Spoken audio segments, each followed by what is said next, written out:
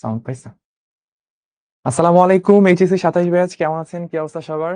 আমাদের ফিজিক্সের গতিবিদ্যার আরেকটা ক্লাসে সকলকে ওয়েলকাম করতেছি। এবং আমাদের শেষের দিকের ক্লাসগুলো চলে আসছে, আর হয়তো কিছু স্পেশাল ক্লাস থাকবে।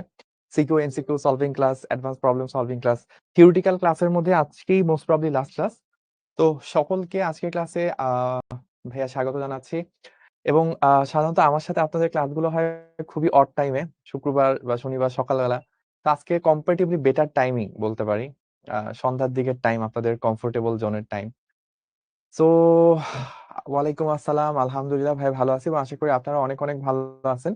আমাদের পড়াশোনা চলতেছিল চ্যাপ্টার 3-তে গতিবিদ্যা, এবং এই চ্যাপ্টারটা খুবই গুরুত্বপূর্ণ, not only for physics but also for mathematics. আপনি যখন হায়ার ম্যাথ পড়বেন, হায়ার ম্যাথের সেকেন্ড পেপারে যখন আপনি যাবেন, তখন দেখবেন দুইটা চ্যাপ্টার থাকবে, একটা হচ্ছে স্থিতিবিদ্যা, একটা হচ্ছে গতিবিদ্যা।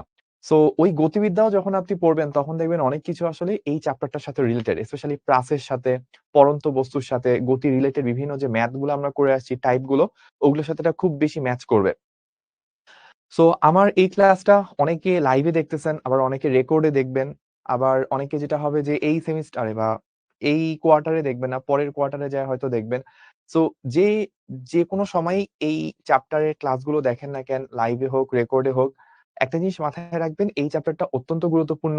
ভেক্টর অনেক বেশি গুরুত্বপূর্ণ, বাট এই চ্যাপ্টারটাও গুরুত্বপূর্ণ। এবং ফিজিক্সের সিকোয়েন্সটাই এরকম যে ভেক্টর ভালো করে পারবেন, তারপর গতিবিদ্যা পারবেন, এই দুটার কনসেপ্ট মিলায় আপনি নিউটন মেকানিক্স পারবেন, এই তিনটার কনসেপ্ট মিলে আপনি আবার কাজ ক্ষমতা শক্তি, মানে বিল্ড আপটা সিকোয়েন্সিয়ালি হয়।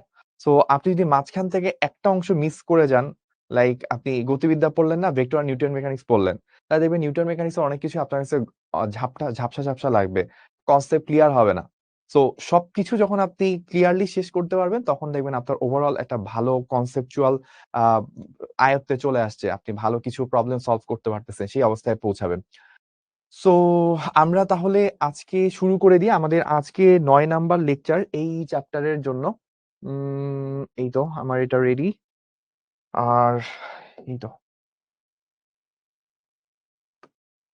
ওকে। সো আমি মোটামুটি রেডি, আমাদের কাজগুলো গোছানো শেষ, তাহলে আমরা শুরু করতেছি। আজকে আমরা বৃত্তাকার গতির শেষ অংশগুলো পড়ব, এবং গত দিনের অংশগুলো যদি আমরা একটু রিভিউ করি যে আমরা গতদিন আসলে কি কি দেখেছিলাম।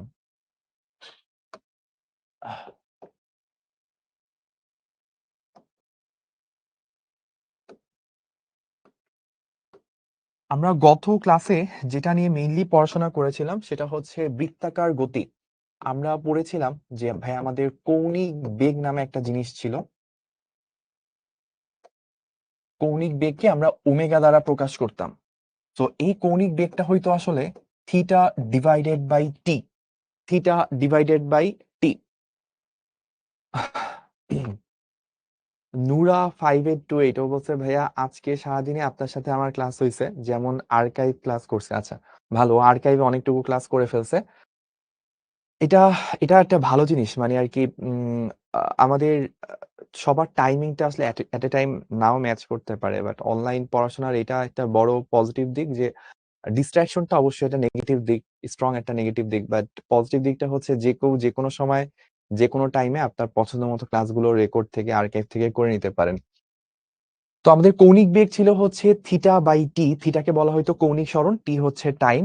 আর আমরা যদি তাৎক্ষণিক তাৎক্ষণিক বেগের মতো করে কৌণিক বেগ তাৎক্ষণিক কৌণিক বেগ নিয়ে যদি কাজ করি, তাহলে সেটা আসবে হচ্ছে ডিডিটি অফ থিটা। আপনারা এখন এই ব্যাপারগুলো ভালো করে বুঝে ফেলছেন যে আমাদের রৈখিক বেগ যেরকম এস বাই টি, এটা হচ্ছে তাৎক্ষণিক বেগের ক্ষেত্রে ডিডিটি অফ এস চলে আসে। ঠিক একই রকম ভাবে কৌণিক বেগ নর্মালি হচ্ছে থিটা বাই টি, বা তাৎক্ষণিক কৌণিক বেগের ক্ষেত্রে আমরা এটাও বলতে পারি যে ডিডিটি অফ থিটা। সো আমরা আমরা এরপরে যেটা দেখেছিলাম সেটা হচ্ছে এই রকম কিছু সূত্র দেখেছিলাম, মনে পড়ে কিনা আপনাদের? Omega is equals to omega naught plus alpha t, ওই যে প্রথম সূত্রের মতো করে এরকম একটা সূত্র দেখেছিলাম, v equals to you plus a t. আমরা এইটা দেখেছিলাম, theta is equals to omega naught plus omega divided by 2 into t, এরকম একটা ফর্মুলা চলে আসতো, তাই না? এটা চলে আসতো কি, যে s equals to you plus v by two into t, ওইটার কাছাকাছি এই ফর্মুলাটা ছিল। এর পরের ফর্মুলাটা যেটা, যে s equals to u t plus half a t square, বৃত্তাকার গতির ক্ষেত্রে ওইটা কি চলে আসতো, ইউটির জায়গায় omega naught t, half a t square, half alpha t square. এবং আলফা কি ছিল যদি আমরা একটু স্মরণ করি, আলফা ছিল হচ্ছে কৌণিক ত্বরণ। কৌণিক ত্বরণ, এই কৌণিক ত্বরণটাকে আমরা আলফা বলতে পারি। আলফা ছিল হচ্ছে ডেল ওমেগা ডিভাইডেড বাই টি। রৈখিকের ক্ষেত্রে যেরকম আমরা বলি ডেল ভি ডিভাইডেড বাই টি, কৌণিকের ক্ষেত্রে আমরা বলি ডেল ওমেগা, মানে কৌণিক বেগের পরিবর্তন ডিভাইডেড বাই টি। সো চাইলে আপনি এটাকে এভাবে বলতে পারেন যে ভাইয়া omega minus omega naught divided by t. আর আপনি যদি তাৎক্ষণিক বলেন, তাৎক্ষণিক কৌণিক ত্বরণ, সেটা সেইভাবে যদি কাজ করতে চান তাহলে এটাকে বলতে হবে ডিডিটি অফ ওমেগা। যেরকম রৈখিক ত্বরণের ক্ষেত্রে তাৎক্ষণিক রৈখিক ত্বরণ আমরা বলি ডিডিটি অফ ভি, এখানে হচ্ছে ডিডিটি অফ ওমেগা। সো আমাদের এরপর আরেকটা সূত্র ছিল, লাস্ট সূত্র, যেটা v square equals to u square plus two a s. ওইটার মতো করে এখানে কি আসতো, এখানে আসতো হচ্ছে omega square is equals to omega naught square plus two a, এর জায়গায় চলে আসতো আলফা, এস এর জায়গায় চলে আসতো থিটা। সো এইগুলো ছিল হচ্ছে গতির সূত্রগুলো, এগুলো ছিল হচ্ছে গতির সূত্রগুলো। এইটা কোন সময় অ্যাপ্লিকেবল, সেটা হচ্ছে যখন সমকৌণিক সমকৌণিক ত্বরণের ক্ষেত্রে, সমকৌণিক ত্বরণ অর্থাৎ আলফা ধ্রুব, যখন আলফাটা ধ্রুব থাকে তখন এই সূত্রগুলো অ্যাপ্লিকেবল হয়। ঠিক আছে, আচ্ছা। সো আমরা এইটুকু পর্যন্ত দেখেছি, এই রিলেটেড কিছু ম্যাথ ট্যাথ আমরা সলভ করছি। ছোট্ট একটা ম্যাথ আমি আপনাদেরকে রিমাইন্ডার হিসেবে দিয়ে দিব, বা আমরা করব, করে ইউজ টু হয়ে তারপর আমরা পরের অংশে মুভ করব ইনশাল্লাহ। আরেকটা জিনিস, যে সমকৌণিক বেগের ক্ষেত্রে,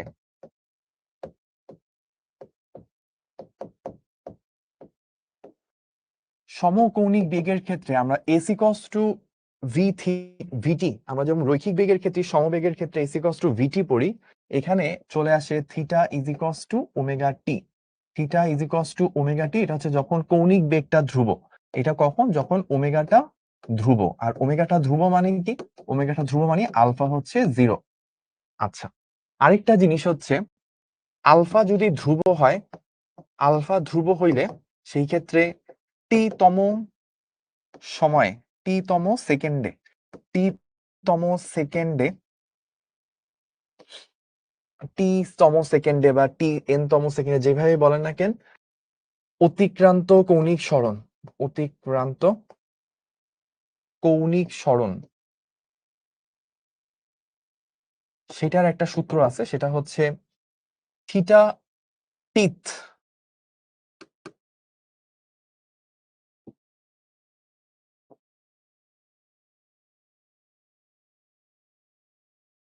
টি তম সেকেন্ডে কতটুকু কৌণিক সরণ হয়। আমরা যেরকম পড়তাম টি তম সেকেন্ডে সরণ S equals to you plus half A two T minus one, এখানে ইউ এর জায়গায় চলে আসবে ওমেগা নট, হাফ এর জায়গায় চলে আসবে alpha to T minus one.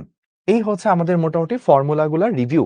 ঠিক আছে, সো আমরা একজন প্রশ্ন করছে ধ্রুব কি, ধ্রুব দাস, ধ্রুব হচ্ছে কি, না থাক না বলি, নামাজ পড়ে আসছি।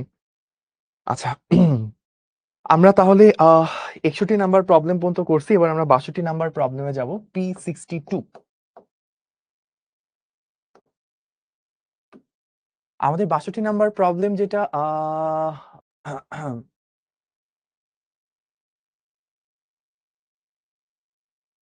ওকে, সো আমি একটু আপনাদের সুবিধার্থে এখন একটা স্টেপ নিব।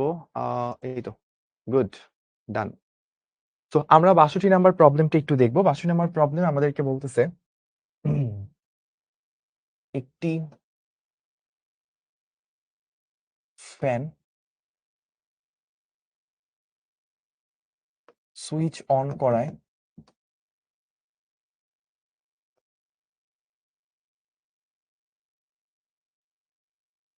12 সেকেন্ডে ম্যাক্সিমাম স্পিড এ পৌঁছায়।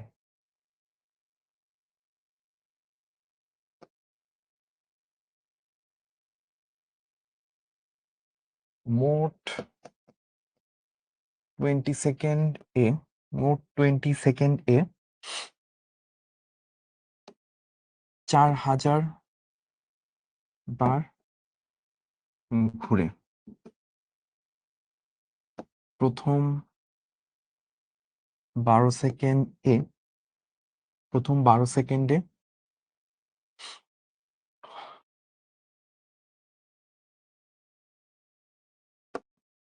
প্রথম 12 সেকেন্ডে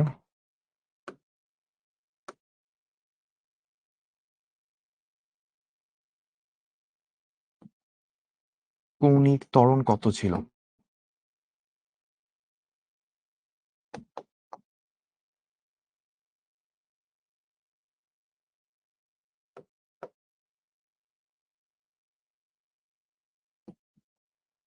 প্রথম 12 সেকেন্ডে মোট কতবার ঘুরেছিল? এটা পরের ম্যাথটা, মানে এর পরের অংশে আমরা করব।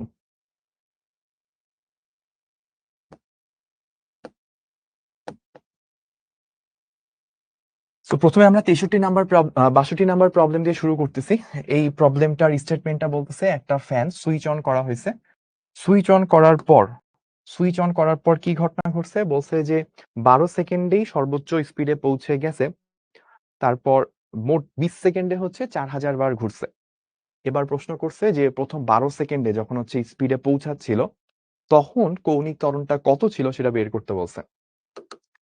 সো একটা টিপস বলতে পারেন, টেকনিক বলতে পারেন, স্ট্র্যাটেজি বলতে পারেন, সেটা হচ্ছে অলওয়েজ পরীক্ষার খাতায় বা হচ্ছে আপনার রাফ খাতায় হোক, ক্লাসে করার ক্ষেত্রে হোক, হোমওয়ার্ক হোক, পেজটাকে ২ টা ভাগে ভাগ করে নিবেন। বা একটা ম্যাথ করতে আপনার ১০ লাইন লাগলে মাঝখান বরাবর টানলে ২ পাশে ৫ করে অল্প জায়গায় হয়ে যাবে।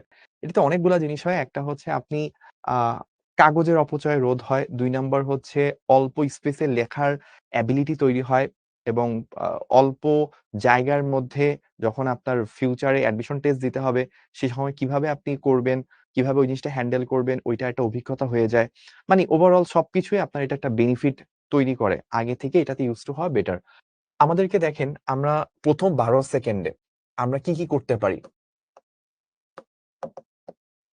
আমাদের আদি কৌণিক বেগ স্টার্টে তো আমার স্টার্টিং এর সময় বা ফ্যানটা অন করার আগে তো আমার আদি বেগটা কত ছিল? 0 ছিল। t equals to 12 second. প্রথম 12 সেকেন্ডে কি ঘটতেছে আমরা দেখব। শেষ বেগ কত আমরা জানি না। বাট আমরা এইটা কি বলতে পারি যে 12 সেকেন্ড পর ওমেগা ইকুয়ালস টু কি আসবে? Omega naught plus alpha into T, তাই না? বা আমরা বলতে পারি ওমেগা ইজ ইকুয়ালস টু চলে আসবে। ওমেগা নট তো 0 ছিল, টি হচ্ছে 12, তার মানে 12 আলফা থাকবে। তো এই একটা জিনিস আমরা বের করে ফেললাম প্রথম 12 সেকেন্ডে। আর আমরা প্রথম 12 সেকেন্ডে যদি আমাদেরকে থিটা বের করতে বলে, ধরেন theta 1 omega naught plus omega by 2 into T, এটা ধরেন বের করতে বললো। এখন ওমেগা নট তো 0, ওমেগা আমরা কত বের করলাম? 12 আলফা ডিভাইডেড বাই 2 ইনটু এখানে কত? 12। এখন আমরা যেটা করতে পারি সেটা হচ্ছে 2 আর 6 কাটাকাটি যায়। 6 আর 2 কাটাকাটি যেয়ে কত? সরি, 6 আর 12, 2 আর 12 কাটাটি যে 6 থাকে, 6 12 72, তাহলে চলে আসে 72 আলফা। এইটা হচ্ছে থিটা 1, এইটা হচ্ছে থিটা 1। এবার দেখেন পরের অংশে। সো এটা হচ্ছে ফার্স্ট পোর্শন, মানে 0 থেকে 12 সেকেন্ড এই সময় কি ঘটনা ঘটছে এটা এখানে করলাম। এবার আমরা যেই কাজটা করব সেটা হচ্ছে 12 থেকে 20 সেকেন্ডে কি ঘটনা ঘটছে সেটা আমরা একটু করব। সো এইখানে তো ম্যাক্সিমাম স্পিডে পৌঁছায় যাওয়ার পর কি ফ্যানটা ওই স্পিড নিয়েই ঘুরতে থাকে। তাহলে এর পরের অংশে যখন আমরা কৌণিক সরণ বের করব তখন আমরা তো জানি থিটা ইজ ইকুয়ালস টু কত? ওমেগা ইনটু টি। এখন ওমেগাটা তো এইখানে যে ওমেগা আসছে 12 সেকেন্ড পরে যে ওমেগা প্রাপ্ত হয়েছে ওই ওমেগাটা নিয়েই তো সে বাকি সময় ধরে চলতেছে। কত সেকেন্ড? 8 সেকেন্ড যাবত চলছে। তাহলে 8 12 কত? 96 আলফা। এটা হচ্ছে থিটা 2। এখন আমরা প্রথমে তাহলে কি করলাম? আচ্ছা, পুরা ম্যাথটা পরে আবার বলবো, রিভিউ করব। আগে এইটুকু দেখি। তাহলে আমি প্রথম 12 সেকেন্ডের কৌণিক সরণ পাইছি, কতবার ঘুরছে। দ্বিতীয় আ দ্বিতীয় যে আমার অংশটা, অর্থাৎ 12 সেকেন্ডের পর থেকে 20 সেকেন্ড পর্যন্ত যখন ম্যাক্সিমাম স্পিডে পৌঁছায় গেছে, ওই স্পিড নিয়ে যখন কন্টিনিউয়াসলি ঘুরতেছে সমকৌণিক বেগে, তখন লাস্টে 8 সেকেন্ডে কতটুক ঘুরছে। এখন দেখেন থিটা 1 প্লাস থিটা 2 এই ২ টা যোগফল কত দেওয়া? এই ২ টার যোগফল দেওয়া হচ্ছে 4000। সো 4000 কি? রেভলিউশন। তাহলে আমাদের এখান থেকে আলফা যদি বের করি তাহলে রিভলিউশন পার সেকেন্ড স্কয়ার এভাবে আসবে। তাহলে আমি যদি দুইটা যোগফল করি ৭২ আর ৯৬, 72 প্লাস 96 এত আলফা ইজ ইকুয়ালস টু ৪,০০০। তাহলে এইখান থেকে আমার আলফা চলে আসবে, ভাগ করলেই হয়ে যাবে।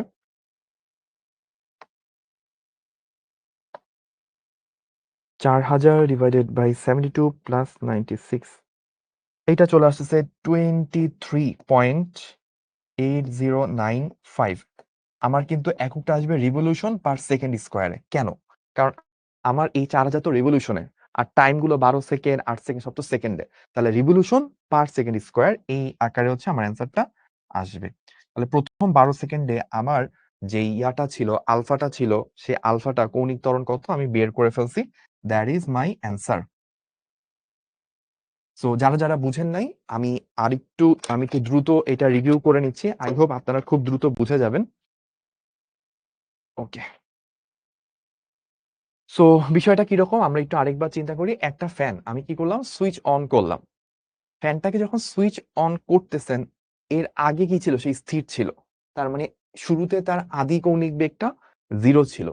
১২ সেকেন্ড ধরে স্পিডটা বাড়তেছে ১২ সেকেন্ড পর সর্বোচ্চ স্পিডে পৌঁছে গেছে। তারপর সেই স্পিডটা নিয়েই হচ্ছে কন্টিনিউ করতেছে। তাহলে ওই ১২ সেকেন্ডে আমার একটা অবশ্যই স্পিড যেহেতু বাড়তেছে, কৌণিক ত্বরণ থাকবে। ওইটাকে আলফা ধরে নিছি। তারপর v cos t u plus এটির মতো omega equals to omega naught plus alpha T apply করছি। ওমেগা নট 0, আলফাটা আছে, টিটা 12। আমি একটা 12 সেকেন্ডে কতটুকু সে কৌণিক বেগ প্রাপ্ত হয় সেটা পেয়ে গেলাম। তারপর আমরা ac cos u plus v by 2 এর মতো করে theta equals to omega naught plus omega by 2 into T use করলাম। ওমেগা নটটা 0, ওমেগা যেটা বের করছি বসাইছি, টি 12 সেকেন্ড বসাইছি। একটা থিটা 1 পাইলাম যে প্রথম আমার 12 সেকেন্ডে কতটুকু কৌণিক সরণ বা কতটুকু অ্যাঙ্গেল ঘুরছে সেটা। ১২ সেকেন্ডের পর থেকে ২০ সেকেন্ড পর্যন্ত এই যে ৮ সেকেন্ড, এই ৮ সেকেন্ড তো সে ম্যাক্সিমাম স্পিডে পৌঁছে গেলে, একটা ফ্যান যখন আপনি সুইচ অন করেন তখন কিছুক্ষণ সেই স্পিডটা বাড়তে থাকে। তারপর যেই স্পিড প্রাপ্ত হয় ওই স্পিডেই কিন্তু বাকি সময়টুকু চলতে থাকে। যদি না আপনি রেগুলেটর দিয়ে স্পিড কমান অথবা হচ্ছে যে আপনি সুইচ অফ করে দেন, সে কিন্তু ওই স্পিডটা নিয়ে কন্টিনিউ চলতে থাকবে। সো সমবেগের ক্ষেত্রে যেরকম ac cos to vt, সমকৌণিক বেগের ক্ষেত্রে থিটা ইকুয়ালস টু ওমেগা টি। ওমেগাটা আমরা বের করছিলাম ১২ সেকেন্ড পর যে ওমেগা থাকবে সে ওমেগা নিয়েই সে চলতে থাকবে। তো ওই ওমেগাটা বসাইছি, টাইম হচ্ছে পরবর্তী আরো ৮ সেকেন্ড চলছে। এখানে ওই ৮ সেকেন্ডে কতটুকু সরণ হয়েছে সেটা বের করছি। এই দুটাকে যোগ করলে কি 0 থেকে ২০ সেকেন্ড পর্যন্ত টোটাল কতটুকু কৌণিক সরণ বা টোটাল কতটুকু ঘুরছে, টোটাল কতবার ঘুরছে ২০ সেকেন্ডে, ওটাই কত বলা ছিল, ৪,০০০ বার বলা ছিল যে প্রথম ২০ সেকেন্ডে ৪,০০০ বার ঘুরছে, ওইটা বসাইছি। এখান থেকে আলফা পেয়ে গেছি। আলফাটাই কি কৌণিক ত্বরণ। এককটা অবশ্যই রিভলিউশন পার সেকেন্ড স্কয়ারে, কারণ ১২, ৮ এগুলো ছিল সেকেন্ডে, আর ৪,০০০ এটা ছিল revolution. So revolution per second square. এই হচ্ছে প্রবলেমটা। তাহলে এইটা কি আমরা বুঝতে পারছি? একটু ভাইয়াকে কমেন্টে জানাবো। আমি জানি আপনারা এখন কমেন্টটা করতে পারতেছেন না। এই যে আমি এখন কমেন্ট চালু করে দিলাম। ওকে, তাহলে আমরা কি এটা বুঝতে পারছি কিনা আমাকে একটু কমেন্ট করে জানান। রিফাত বলছে, ভাইয়া ৩ দিনের গ্যাপে পড়ে গেছি, আমার নানু মারা গিয়েছিল। ও ইন্না লিল্লাহি ওয়া ইন্না ইলাইহি রাজিউন। সো আমরা দোয়া করি আপনার নানুকে আল্লাহ পাক জান্নাত নসিব করুক।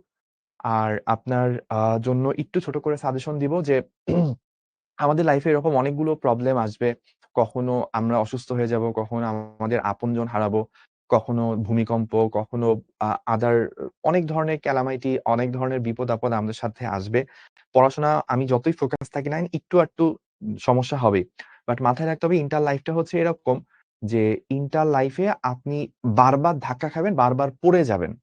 পড়ে যাওয়াটা সমস্যা না, সবাই পড়বে।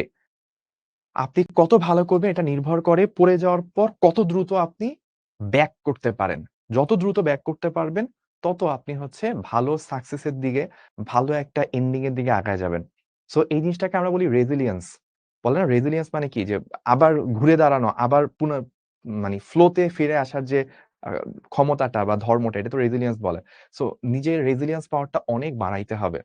আমার ৩ দিন পড়তে পারি নাই। সামনে একটা শুক্রবার আছে, একটু গ্যাপ পাইছি। বা হয়তো দিনে ৮ ঘন্টা পড়তাম, ১-২ ঘন্টা করে বাড়ায় ফেলবো। কোন না কোন জায়গা থেকে সময় আপনি যদি ফোকাস থাকেন ম্যানেজ হয়ে যাবে। এটা হয়তো ১ দিনে ৩ দিনের পড়া কভার করতে পারবেন না। ১ সপ্তাহ ২ সপ্তাহ লাগতে পারে। বাট চাইলে এটা পসিবল। ওকে, সো আমরা এই প্রবলেম করে ফেললাম। অনেকেই পজিটিভ কমেন্ট করছে, ডান। সো আমরা এইবার এটার পরের পার্টে যাই। পরের পার্ট হচ্ছে 63। এই অঙ্কটারই বলছে যে প্রথম ১২ সেকেন্ডে কতবার ঘুরছে। সো আমরা প্রথম অংশটা তো করে ফেলছি। তাহলে আমরা পরের অংশটা করা ইজি হয়ে যাবে। এখন দেখেন আমরা যেটা করতে পারি, থিটা কতটুকু ছিল? থিটা 1 আমার কত ছিল? 72 alpha. Theta 1 is equals to 72 alpha. এটা কোথা থেকে? এটা হচ্ছে 1 নাম্বার থেকে বা 63 থেকে P62 হতে। ঠিক আছে? এইবার তাহলে আমরা কি করতে পারি? এইবার আমরা যেটা করতে পারি সেটা হচ্ছে 72 ইনটু আলফার ভ্যালু আমি কত পেয়েছিলাম? আলফার ভ্যালু আমি পেয়েছিলাম হচ্ছে 23 পয়েন্ট, কই গেল? 23.8095 গুণ দিয়ে দিব। দেখি এটার সাথে 72 গুণ দিলে কত হয়। তাহলে আমার হচ্ছে 1714.28 এত রিভলিউশন। সো আমি মোট এতবার ঘুরেছিলাম। আমার এককটা রিভলিউশনে আসবে, কারণ যেহেতু আলফাটা রিভলিউশন পার সেকেন্ড স্কয়ার ছিল, অবশ্যই অ্যান্সারটা রিভলিউশনে চলে আসবে। সো এতবার ঘুরেছিল, এটাই হচ্ছে আমার অ্যান্সার। সো এটা খুবই সিম্পল অঙ্ক, আমার আশা করি খুব বেশি এক্সপ্লেন করা লাগবে না। আমরা পেয়েছিলাম থিটা 1 প্রথম 12 সেকেন্ডে কতবার ঘুরবে, ওইটাই কিন্তু জানতে চাইছে 72 আলফা। আগে আলফা জানতাম না, এখন আলফা জানি, ওটা বসাই দিছি, কাজ শেষ, ডান। সো আমাদের P63 পর্যন্ত শেষ। এইবার আমরা একটা ভালো কনসেপ্টে যাব, সেটা কি? সেটা হচ্ছে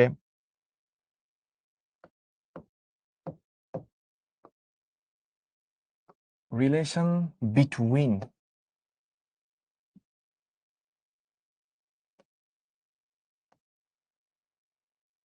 সবই ইংলিশে লিখি, তাই না? একটা বাংলা একটা ইংলিশ লিখতে খারাপ দেখায়। বিটুইন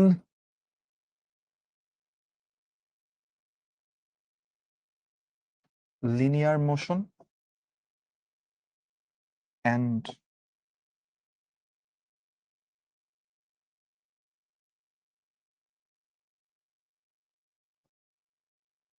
সো এই যে লাস্টে এন, এটা একটা শর্ট ফর্ম আর কি, রিলেশন, TION, এটাকে চাইলে TN এভাবে লেখা যায়। বিটুইন, বিটুইন কেও এরকম TN দিয়ে লেখা যায়। লিনিয়ার মোশন, মোশনের শোনকেও এভাবে লেখা যায়। সো রৈখিক গতি এবং কৌণিক গতির মাঝে সম্পর্ক আমরা বের করব। রৈখিক গতি লিনিয়ার মোশন, কৌণিক গতি অ্যাঙ্গুলার মোশন। সো ভি এবং ওমেগা এদের মাঝে রিলেশন বের করা, দ্যাট ইজ আওয়ার টার্গেট। এখন আমরা এই জিনিসটা শুরু করব। চলেন আমরা শুরু করি। সো এইখানে আসলে আমরা কি বুঝাতে যাচ্ছি? এখানে বুঝাতে যাচ্ছি, ধরেন আহ আপনার কাছে একটা এরকম একটা ঘড়ির কাঁটা আছে, ঠিক আছে? সো এই কাঁটাটা এখানে ছিল শুরুতে, বা এখানে দিলাম, শুরুতে কাঁটাটা এখানে ছিল, একটু পর কাঁটাটা ধরেন এই দিকে চলে আসছে। সো ধরেন আপনি এখানে অ্যাঙ্গেল বলে দিলেন যে ভাইয়া থিটা ইজ ইকুয়ালস টু, ধরেন আমি বললাম যে 3π/4, এরকম একটা অ্যাঙ্গেল বলে দিলাম, ঠিক আছে? এখন বললাম যে এটার জন্য টাইম লাগছে হচ্ছে 2 সেকেন্ড। সো আপনি কিন্তু ওমেগা বের করতে পারবেন, তাই না? আপনি ওমেগা বের করতে পারবেন যে ভাইয়া ওমেগা হচ্ছে থিটা ডিভাইডেড বাই টি।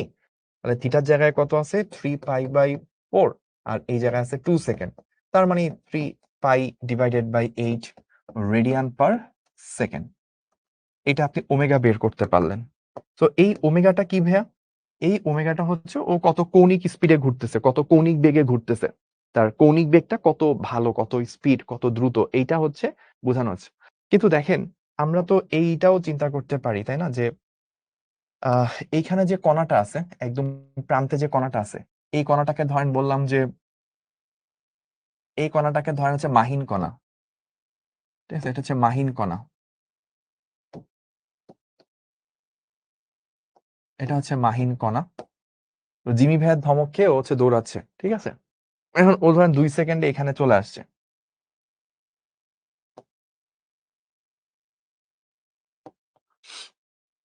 আপনারা সামনে মাহিন ভাইয়ার পরিমাপের ক্লাস করবেন, মেজারমেন্টের উপর, চ্যাপ্টার 1-এর উপর। এবং বাংলাদেশে যে কয়জন মানুষ পরিমাপটা পড়ানোতে হচ্ছে এক্সপার্ট, তার মধ্যে কিন্তু আপনার মাহিন ভাই অন্যতম।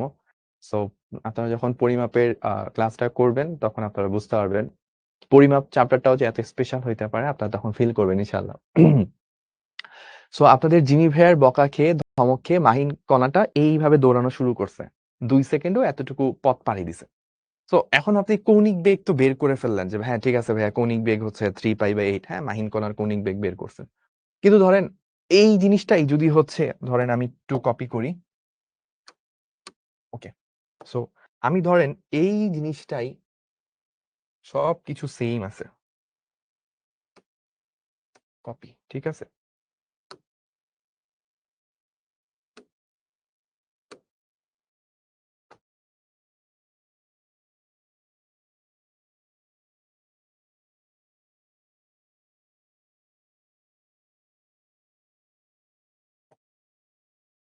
এই কই যায়?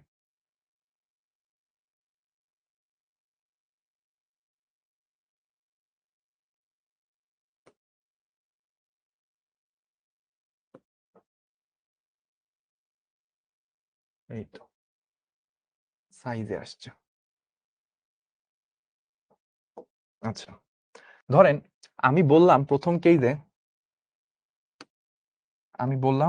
কেইসে এইটুকু হচ্ছে ৩ মিটার।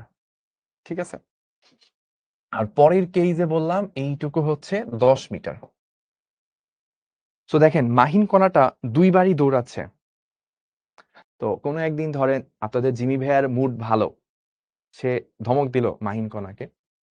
সো হচ্ছে মাহিন কণা দৌড়াইতেছে ও ২ সেকেন্ডে 3π/4 অ্যাঙ্গেলই পাড়ি দিছে। কিন্তু তখন যেই পথটায় সে দৌড়াচ্ছে ওইটা ছিল ৩ মিটার একটা রেডিয়াসের পথ। হ্যাঁ? ৩ মিটার বৃত্তাকার পথ। সো ওই সময় সে যতটুকু পথ তাকে পাড়ি দেওয়া লাগছিল। এখন দেখেন সে ধরেন অন্য আরেকটা দিন যেদিন জিমি ভাইয়ার মুড অনেক খারাপ। ও মাহিন পার্টিকেলকে উনি এমন জোরে আরকি দিছে। তো ও এখন আর ৩ মিটারের পথ না। ধমকের চোটেও ১০ মিটারের পথে ওরে দৌড়াইতে হচ্ছে। সো এখানেও ২ সেকেন্ড, ওইখানেও ২ সেকেন্ড লাগছে। ওইখানে যতটুকু অ্যাঙ্গেল, এখানেও ততটুকু অ্যাঙ্গেল। সো ওমেগা যদি বলি কৌণিক বেগ, ওই সময়ও যতটুকু মাহিনের কৌণিক বেগ ছিল, এই সময়ও কি মাহিন পার্টিকেলের কৌণিক বেগ এক্সাক্টলি তা। বাট আমি জানি আপনারা অলরেডি ফিল করতেছেন যে ভাই যেদিন জিমি ভাইয়ের মুড ভালো ছিল ওইদিন মাহিন পার্টিকেল যেই স্পিডে দৌড়াইছে এই সময় তো তার থেকে আরো অনেক বেশি স্পিড লাগছে। কারণ এইখানে সে অল্প একটু পথ পাড়ি দিছে। তো এইখানে তো বিশাল বড় একটা পাথ পাড়ি দেওয়া লাগছে। একই সময় যদিও অ্যাঙ্গেলটা হয়তো সেম কিন্তু এই পথের পরিমাণ আর এই পথের পরিমাণ তো সেম না। তার মানে আপনি অলরেডি বুঝে যাচ্ছেন যে ভাই তার মানে এখানে একটা কাহিনী আছে। একই কৌণিক বেগে দৌড়াইলেও সবার আসলে রৈখিক বেগ সমান হবে না। যে যত বড় রেডিয়াসের পথে দৌড়ায় একই ওমেগা, একই কৌণিক বেগ কিন্তু যার রেডিয়াসটা যত বড় তাকে তত বড় পথ পাড়ি দিতে হয়।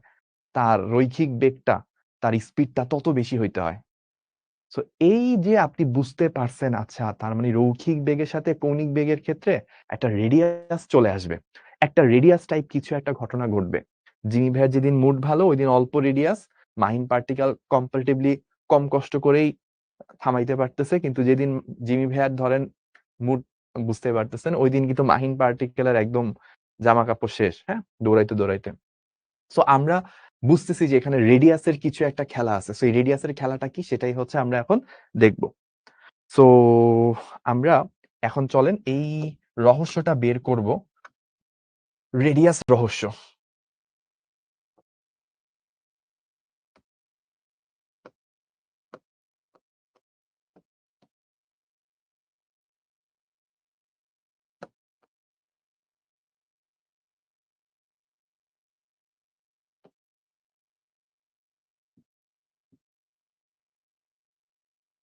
ব্যাসার্ধ রহস্য উন্মোচন। চলেন আমরা রহস্য উন্মোচন করি। তো ফার্স্ট অফ অল আমরা যেই কাজটা করব সেটা হচ্ছে এরকম।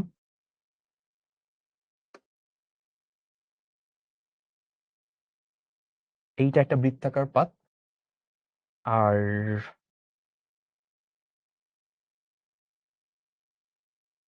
এই মাঝখান দিয়ে কালারটা ভাল লাগলো না। ও নিলাম একটা কালার। এই বরাবর হচ্ছে একটু মোটা লাগবে। এই মাঝখান বরাবর এইটা হচ্ছে আমার মূল বিন্দু। ওকে।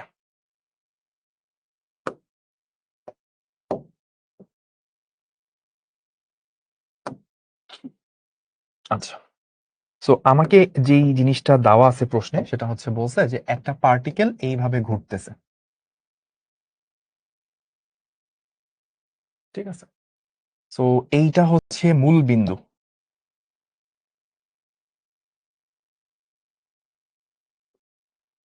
আর এইখানে ধরেন কোনো একটা কণা আছে, কোনো একটা মোমেন্টে, এটা ধরেন হচ্ছে এ কণা, ঠিক আছে? তাহলে এই কণাটা, এ নামক একটা কণা, সে হচ্ছে এইরকম একটা বৃত্তাকার পথে ঘুরতেছে, এরকম একটা বৃত্তাকার পথে সে ঘুরতেছে। তো এইখানে আমাদেরকে কিছু ডেটা দেওয়া আছে, আমাদেরকে বলছে কি ভি এবং ভি ও ডাব্লিউ এর মাঝে সম্পর্ক।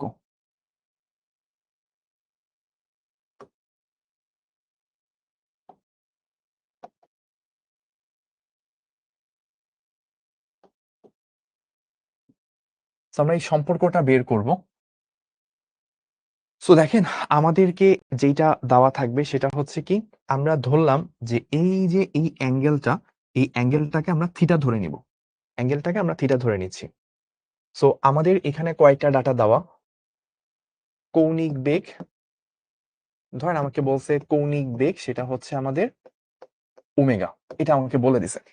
এবং কৌণিক বেগ ওমেগার দিকটা কোন দিকে একটু আমরা খেয়াল করি। আমরা গতদিন পড়েছিলাম, আই হোপ আপনাদের মনে আছে, যে ডান হাতের এই যে চারটা আঙ্গুল, চারটা আঙ্গুলকে যদি বৃত্তাকার গতির দিকে ধরেন, তাহলে বুড়ো আঙ্গুলটা যেই দিকে মুখ করে থাকবে সেই দিকটাই কি হবে, সেই দিকটাই হচ্ছে কৌণিক বেগের দিক হবে। আবারও বলি, ডান হাতের চারটা আঙ্গুল, এই চারটা আঙ্গুলকে যেই দিকে বস্তুটা ঘুরতেছে ওই দিকে ধরবেন, বুড়ো আঙ্গুলটা যেদিকে তাক করে থাকবে ওইটাই কৌণিক বেগের দিক। তাহলে এই বস্তুটা তো এইভাবে ঘুরে আসতেছে, তাই না? এইভাবে ঘুরে আসতেছে, তাহলে বুড়ো আঙুলটা কোন দিকে তাক করে আছে? উপরের দিকে। কারণ আমি বুঝতেই পারতেছি যে ভাই আমার কৌণিক বেগের যে দিকটা হবে, কৌণিক বেগের দিকটা কোন দিকে হবে? উপরের দিকে হবে, এটা আমরা বোঝা যাচ্ছে। তো এখানে আরেকটা জিনিস, সেটা হচ্ছে যে এই বরাবর যে রেখাটা আছে, এই বরাবর যে রেখাটা আছে, এই রেখাটাই কিন্তু বেসিক্যালি ব্যাসার্ধ ভেক্টর, ব্যাসার্ধ ভেক্টর ও এ,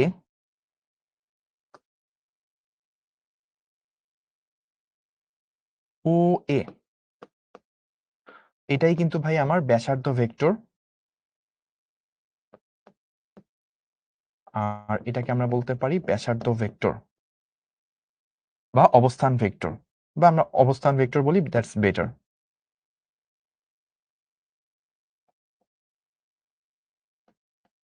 এ বিন্দুতে অবস্থান ভেক্টর। আচ্ছা, এবার আমরা একটু কাজ করি, আমরা কি কি কাজ করতে পারি একটু দেখি। আহ আমাদের এ বিন্দুটাতে যদি আমার রৈখিক বেগ বের করতে বলে, এ বিন্দুতে রৈখিক বেগের দিকটা কোন দিকে? দেখেন, ও কি তলকে ভেদ করে ভিতরের দিকে ঢুকতেছিল, তলকে ভেদ করে ভিতরের দিকে ঢুকতেছিল। তাহলে তলকে ভেদ করে ভিতরের দিকে ঢোকা, এটাকে আমরা কি বলি? এইটাকে আমরা ক্রস চিহ্ন দ্বারা প্রকাশ করি না? যে তলকে ভেদ করে আপনার মোবাইলের বা স্ক্রিন, ধরেন আমাদের হোয়াইট বোর্ড না, ব্ল্যাক বোর্ড, ডিজিটাল বোর্ডকে ভেদ করে একটা জিনিস বের হচ্ছে, এটাকে আমরা ডট দ্বারা প্রকাশ করি। বৃত্তের মধ্যে ডট মানে তলকে ভেদ করে বের হচ্ছে। বা আপনার ফোনের বা ল্যাপটপের ট্যাবের স্ক্রিনকে ভেদ করে কোনো একটা জিনিস ঢুকতেছে, ওইটাকে আপনি কিভাবে প্রকাশ করেন? বৃত্তের মাঝে ক্রস। তাহলে এই এ বিন্দুতে তো বস্তুটা ঢুকতেছিল ভিতরের দিকে, তার মানে এই বিন্দুতে বেগের দিকটা হচ্ছে তলকে ভেদ করে ভিতরের দিকে, মানে ক্রস। এখন আমরা যদি এ বিন্দুতে বেগ বের করি, এ বিন্দুতে কণার রৈখিক বেগ, সেটা যদি আমরা বের করতে চাই, সেটা আসলে কি আসবে? সেটা আসলে দেখেন, টুয়াইস পাই ইন্টু, আমরা ধরলাম যে এইটুকু যে পথ, এইটুকু এইটুকু পথকে আমরা হচ্ছে আর ধরে নিলাম, এই রেডিয়াসটাকে আমরা আর প্রাইম ধরলাম, মেইনটা তো আর, তাহলে এটাকে আর প্রাইম ধরে নিলাম। তাহলে আমাদের এখানে তাহলে কি আসবে? Twice pi r prime divided by পর্যায়কাল ক্যাপিটাল টি। এখন খেয়াল করে দেখেন আমাদের এখানে কি আসতেছে, চলে আসতেছে twice pi by capital t into r prime. এখন twice pi by capital t, এটাই কি আমার ওমেগা না? Twice pi by capital t, এটাই তো আমার ওমেগা। কারণ আমরা পড়ছি ওমেগা মানে কি থিটা বাই স্মল টি, বা থিটার জায়গায় যদি 2 পাই হয়, একবার ঘুরে আসতে যেইটুকু অ্যাঙ্গেল, তাহলে নিচে টাইমটা কি পর্যায়কাল। এখন আর প্রাইম দেখেন, আমরা যদি এই বিন্দুটাকে একটা নাম দিই, ধরেন এই বিন্দুটাকে বি বিন্দু নাম দিলাম, তাহলে এখানে কিন্তু একটা কাহিনী ঘটানো পসিবল। কাহিনীটা কি? আমরা বলতে পারি ত্রিভুজ ও এ বি তে r prime divided by r is equals to, দেখেন আমরা বলতে পারি এটা হচ্ছে লম্ব, এইটা হচ্ছে কি অতিভুজ। লম্ব বাই অতিভুজ মানে কত? Sine theta. তাহলে এই রেসপেক্টে আমরা বলতে পারি r prime is equals to r sine theta. এটা একটা গুরুত্বপূর্ণ জিনিস, আমরা এটা বের করে ফেললাম আর প্রাইম আর আর এর মাঝে রিলেশন। সো আমরা আর প্রাইমের জায়গায় সেটা বসাইতে পারি। তাহলে এখান থেকে কি আসতেছে যে V is equals to 2 pi by capital T এর জায়গায় ওমেগা বসাইতে পারতেছি, আর এখানে আর প্রাইমের জায়গায় আর সাইন থিটা বসাইতে পারতেছি। তাহলে এইটা কিন্তু একটা সূত্র আপনি পেয়ে গেলেন, V is equals to omega R sine theta. এটা একটা সূত্র। এখন এটা তো আমরা শুধু মান বের করলাম, দিকও তো বের করা লাগবে। এখন বুঝেন যে ওমেগা একটা ভেক্টর রাশি, কৌণিক বেগ, এটা একটা ভেক্টর রাশি, এটা একটা দিক আছে, দিকটা কোন দিকে? এই দিকে। আবার আর তো অবস্থান ভেক্টর, নামের মধ্যেই ভেক্টর, ও তো অবশ্যই একটা ভেক্টর, এবং এটা দিক কোন দিকে? এই দিকে। তাহলে দুইটা ভেক্টরের কোন ধরনের গুণের ক্ষেত্রে সাইন চলে আসতো? ওই যে আপনারা পড়ছেন না, এ আর বি দুইটা ভেক্টরের গুণফল হইলে কখনো এবি কস থিটা হয়, কখনো এবি সাইন থিটা হয়। এবি কস থিটা আসতো কখন? যখন হচ্ছে তাদের মাঝে ডট গুণ হইতো, ডট গুণ বা স্কেলার গুণন, তখন হচ্ছে এবি কস থিটা চলে আসতো। আর ক্রস গুণন বা ভেক্টর গুণনের ক্ষেত্রে চলে আসতো এবি সাইন থিটা। তাহলে এখানে ওমেগা একটা ভেক্টর, আর একটা ভেক্টর, এবং তাদের এই যে ওমেগা এবং আর তাদের অন্তর্গত কোণের থিটার সাইন চলে আসছে। দুইটা ভেক্টর এবং তাদের অন্তর্গত কোণের সাইন তখনই আসে যখন তাদের মাঝে ক্রস গুণন হয়। সো আমরা এখান থেকে বলতে পারি তাহলে ভি হইতে পারে দুইটা জিনিস, হয় ওমেগা, হয় হইতে পারে আমার ওমেগা ক্রস আর, অথবা অথবা আমাকে যেটা হইতে পারে যে ভাই আমার V is equals to R cross omega, V is equals to R cross omega. কারণ আমি তো জানি না যে ওমেগা ক্রস আর হবে নাকি আর ক্রস ওমেগা হবে, দুইটার ক্ষেত্রেই তো মানটা ওমেগা আর সাইন থিটা। এখন এই দুইটার মধ্যে কোনটা হবে সেটা আমাকে বের করতে হবে। এখন আমাকে যেটা করতে হবে, দুইটা কলম নিতে হবে। সো আমার হাতে দুইটা কলম নাই, আমি একটা কলম আর একটা ধরেন আমার বোর্ডের রিমোটকে নিয়ে নিচ্ছি। সো যখনই আপনি ক্রস গুণন করেন তখন কি করতে হয়? দুইটা ভেক্টরের আদিবিন্দুকে একই জায়গায় রাখতে হয়। সো আমি দুইটার আদিবিন্দুকে একই জায়গায় রাখলাম। এইটা হচ্ছে ওমেগার দিক, এখানে রাখলাম, আর এটা হচ্ছে আমার আর এর দিক, এখানে রাখলাম। সো এই যে আপনাদের দিকে নিয়ে আসতেছি, এইটা আমার ওমেগা, এইটা আমার আর। এখন আমি যদি দ্বিতীয়টা একটু ট্রাই করি যে আর ক্রস ওমেগা যদি করি, আমি এই বিন্দুতে আছি, এই বিন্দুতে আমার রৈখিক বেগের দিক ভেতরের দিকে হওয়ার কথা, দেখি আমার ভেতরের দিকে আসে কিনা। সো ফার্স্টে আমি ওমেগা ক্রস আর করব। দেখেন ডান হাত নিলাম, ডান হাতের চারটা আঙ্গুলকে আমি ওমেগার দিকে ধরলাম, ধরে আর এর দিকে ঘুরাবো। ওমেগা থেকে সরি, প্রথমে তো আমি আর ক্রস ওমেগা করব। প্রথমে ধরেন আমি সেকেন্ডটা ট্রাই করতেছি, আর ক্রস ওমেগা ট্রাই করতেছি। তাহলে ডান হাতে চারটা আঙ্গুলকে আমি আর এর দিকে ধরলাম, তারপর এটা হচ্ছে ওমেগা, আর থেকে ওমেগার দিকে আনলাম। দেখেন বুড়ো আঙ্গুলটা হচ্ছে আপনাদের দিকে, বাহিরের দিকে, কিন্তু আমার এই বিন্দুতে বুড়ো আঙ্গুলটা কি বাইরের দিকে ছিল নাকি ভিতরের দিকে? ভিতরের দিকে হওয়ার কথা, কারণ রৈখিক বেগ তো ভিতরের দিকে। তো আমি যদি এই আর ক্রস ওমেগা ফর্মুলাটা হবে কিনা যাচাই করতে যাই, তো আর এর থেকে ওমেগার দিকে আমি ডান হাতে চারটা আঙ্গুলকে ঘুরাইলাম ক্রস গুণনের নিয়ম অনুসারে, দেখলাম বুড়ো আঙ্গুলটা বাইরের দিকে, মানে ক্রস গুণের দিকটা আসে বাইরের দিকে। তার মানে এই সূত্র অনুযায়ী ভিটা হওয়ার কথা বাইরের দিকে, কিন্তু এখানে দেখছি কি ভিটা ভিতরের দিকে। তাহলে বুঝাই যাচ্ছে যে ভাইয়া এই সূত্রটা কারেক্ট না। এটা কি? এটা হচ্ছে ইনকারেক্ট। এটা ইনকারেক্ট বুঝাই যাচ্ছে, এটা হবে না। অবশিষ্ট থাকে কি এটা, তাহলে এটাই হওয়া উচিত। এখন দেখি এটা হয় কিনা। সো ওই বিন্দুতে যদি আমরা ওমেগার দিক থেকে, মানে প্রথমে ডান হাতে চারটা আঙ্গুলকে ওমেগার দিকে ধরলাম, তারপর আর এর দিকে ঘুরাইলাম, দেখি ওমেগা ক্রস আর করলে বুড়ো আঙ্গুলটা ভেতরের দিকে। তার মানে ওমেগা ক্রস আর এটাই যদি ভি হয়, তাহলে ভি এর দিকটা ভিতরে হওয়ার কথা। আমরা এই বিন্দুতে ভি এর দিকটা ভিতরের দিকে দেখতেছি। তার মানে কি? তার মানে হচ্ছে এইটা ম্যাচ করতেছে। দ্যাট মিনস এইটা ম্যাচ করতেছে। তার মানে আমরা পুরো জিনিসটা সামারি আকারে বলতে পারি, অতএব ভি রৈখিক বেগ, এটা হচ্ছে কৌণিক বেগ এবং ব্যাসার্ধ ভেক্টর, তাদের ক্রস গুণফলের সমান, তাদের ক্রস গুণফলের সমান। এইটা আমরা প্রুফ করলাম। ঠিক আছে? তাহলে এই বৃত্তাকার পথের প্রতিটা বিন্দুতেই ওমেগা সেম, কিন্তু এক একটা বিন্দুতে যদি আপনি ভিতরে থাকেন তখন ভি একরকম, বাইরে থাকলে যত আপনি প্রান্তের দিকে যাবেন তত হচ্ছে আপনার রৈখিক বেগটা বাড়তে থাকে, মানে আর যত বাড়বে তত আপনার রৈখিক বেগটা কিন্তু বেড়ে যাবে।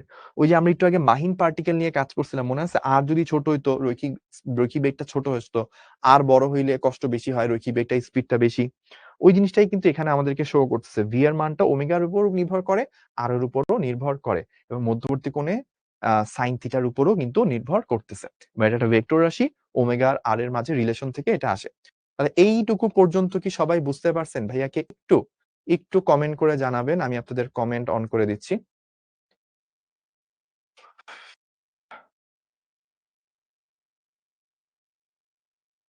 একটা সুন্দর কমেন্ট করছে তাসনিয়া ইসলাম। শুভ ভাইয়া, আপনার নাম কি? অনেক সুন্দর, মানে conceptual question. Done, clear clear, okay. আচ্ছা, তাহলে আমরা v is equals to omega cross r এই রিলেটেড জিনিসপাতি বের করে ফেললাম। এবার চলেন এখান থেকে দুই একটা প্রবলেম আমরা সলভ করি। সো আমাদের প্রবলেম গুলো কিরকম আসবে?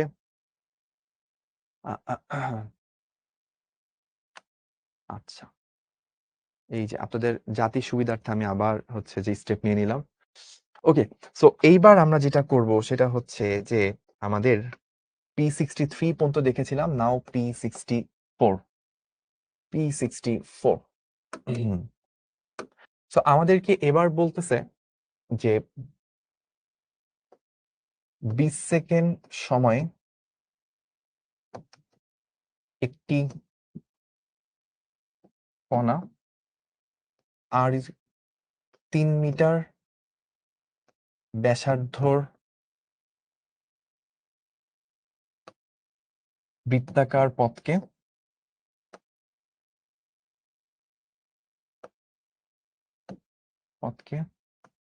2.5 বার আবর্তন করলে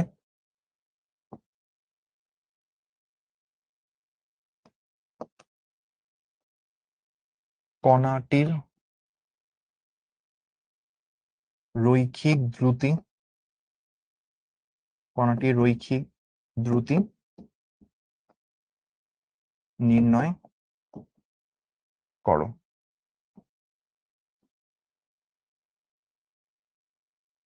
so this is our question, যে একটা কণা হচ্ছে এত সেকেন্ডে এতবার আবর্তন করতেছে, কণাটার রৈখিক দ্রুতি নির্ণয় করতে হবে। সো আমরা তাহলে সলিউশনে আসি। সলিউশনে প্রথমে আমরা যেটা বুঝতে হবে, ভি ইজ ইকুয়ালস টু কত?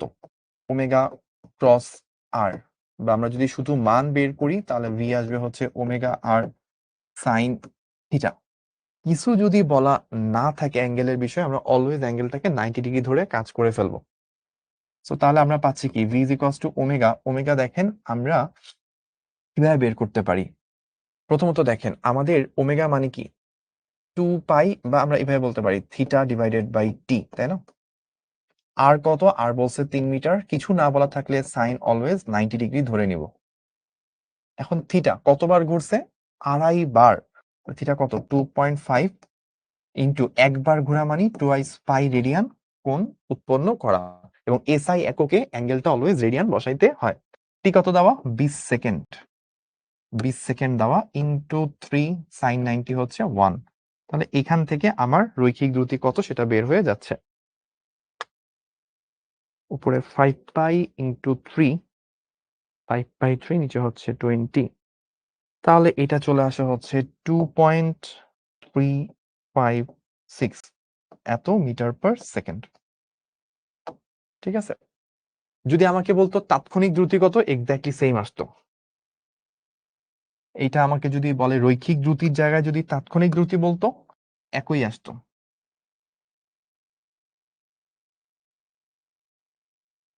কারণ রৈখিক দ্রুতির মান যা প্রতিটা সেকেন্ডে, তাৎক্ষণিক দ্রুতির মান এক্স্যাক্টলি তা।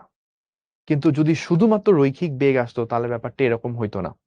যদি আপনাকে বলে, মানে এইটা হচ্ছে, আপনি বলতে পারেন রৈখিক দ্রুতি, বলতে পারেন, বা তাৎক্ষণিক বেগ বলতে পারেন। কিন্তু যদি আপনি গড় বেগ বলেন, যদি আপনি বলেন, তাহলে v is equals to omega r এভাবে আসবে ঠিকই, কিন্তু গড় বেগ বললে আপনার তখন চলে আসবে 0.5 into 2 pi divided by 20 into 3 এরকম। অর্থাৎ আগে যেটা আসছে তার 5 ভাগের 1 ভাগ, আগে যেটা আসছে তার 5 ভাগের 1 ভাগ, তখন আসবে হচ্ছে আপনার 0.471, 0.471 মিটার পার সেকেন্ড। যদিও এটা কোশ্চেনে চাই নাই, তাও ভাইয়া কনফিউশন ক্লিয়ার করার জন্য বলে দিচ্ছি। কারণ কি দেখেন, আপনি যদি একবার ঘুরে আসেন তাহলে যেই জায়গাতেই স্টার্ট করছেন ওই জায়গাতেই ফেরত আসছেন, তাহলে আপনার রৈখিক সরণ কত? 0। 2বার যদি ঘুরে আসেন তাও কি আপনি আবার আগের জায়গায় ফেরত আসছেন। তারপর আপনি আধাবার ঘুরছেন, মানে 2.5 বার ঘোরা, মানে কি 2বার ঘোরা আরো আধাবার ঘোরা। ওই আধাবার ঘোরাতে আপনি কিছু একটা রৈখিক ডিস্টেন্স পাড়িয়ে দিচ্ছেন। গড় বেগের ক্ষেত্রে আপনার ওই কনসেপ্টটা কাজে লাগবে যে হ্যাঁ, আলটিমেটলি আপনি রৈখিক সরণ কতটুকু ডিভাইডেড বাই টাইম, ওইভাবে আসছে। কিন্তু যখন আপনি তাৎক্ষণিক দ্রুতি বলবেন, আপনার ওভারঅল স্পিডের মান যা, ওভারঅল দ্রুতির মান যা, প্রতিটা মুহূর্তে তাৎক্ষণিক দ্রুতির মান বা তাৎক্ষণিক বেগের মান এক্স্যাক্টলি তা। তো তাৎক্ষণিক দ্রুতি বলুক, তাৎক্ষণিক বেগ বলুক বা নর্মাল রৈখিক দ্রুতি বলুক, তখন আপনি এভাবে বের করবেন। তো যদি শুধুমাত্র গড় বেগ বলা হয় বা গড় রৈখিক বেগ বলা হয় বা নর্মাল জাস্ট বেগ বলছে, তখন আপনাকে ওই গড় বেগের কনসেপ্টে ওইভাবে প্রবলেমটা সলভ করতে হবে। যে প্রথম 2বার ঘুরছি, 2বার ঘুরলে সরণ 0, শুধুমাত্র আধাবার ঘোরার ক্ষেত্রে যে সরণটা সেটা কাউন্ট হবে। সো এই কারণে আমি এখানে 2.5 না লিখে শুধুমাত্র 0.5 দিয়ে দিয়েছি। ঠিক আছে, তাহলে এটা একটা কনসেপচুয়াল কোশ্চেন ছিল। কে কে বুঝতে পারছেন ভাই, কি একটু একটু কমেন্ট করে জানান।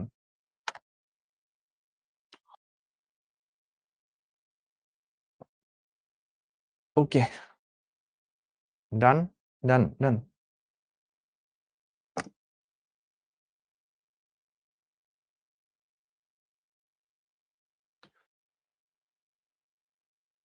সো আরেকবার একটু বলি যে 0.5 কেন দিছি। যখন আপনি গড় দ্রুতি বলবেন, গড় দ্রুতি বলার ক্ষেত্রে আপনার অ্যাবসলিউট সরণ যেটা, মানে অ্যাকচুয়ালি কতটুকু সরণ করছে সেটা বসবে। আপনি একবার যদি ঘুরে আগের জায়গায় ফেরত আসেন, মানে এই কনসেপ্টটা একটু মাথায় রাখবেন যে যদি আপনি একবার পুরোটা ঘুরে আসেন একটা বৃত্তাকার পথে, একটা কণা এখান থেকে যাত্রা শুরু করছে, পুরাটা ঘুরে আবার এখানে আসছে, তাহলে তার রৈখিক সরণ কত? রৈখিক সরণ ইকুয়ালস টু 0। তাহলে আপনাকে যদি বলা হয় রৈখিক বেগ, তাহলে কত? 0/t equals to 0।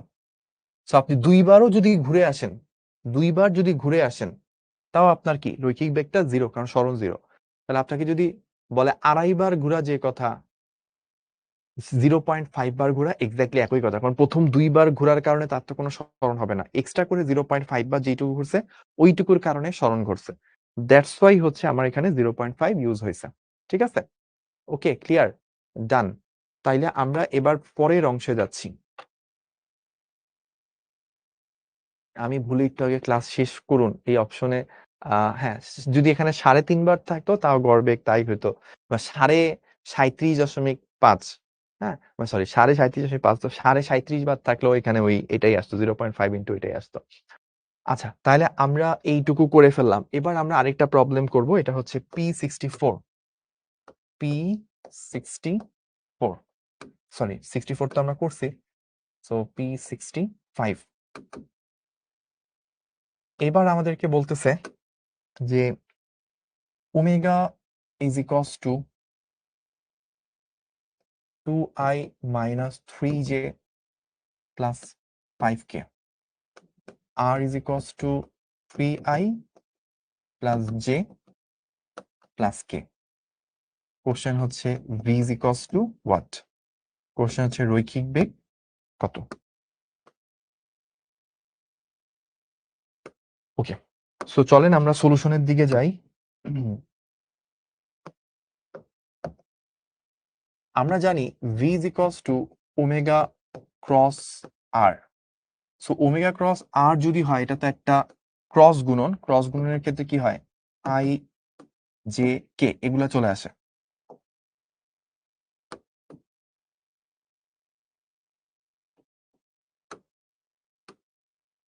So i j k এগুলা চলে আসবে ভ্যালুগুলো। এখন দেখেন প্রথমে কি আছে, ওমেগার মধ্যে আছে 2 মাইনাস 3, আর এদিকে আছে 5।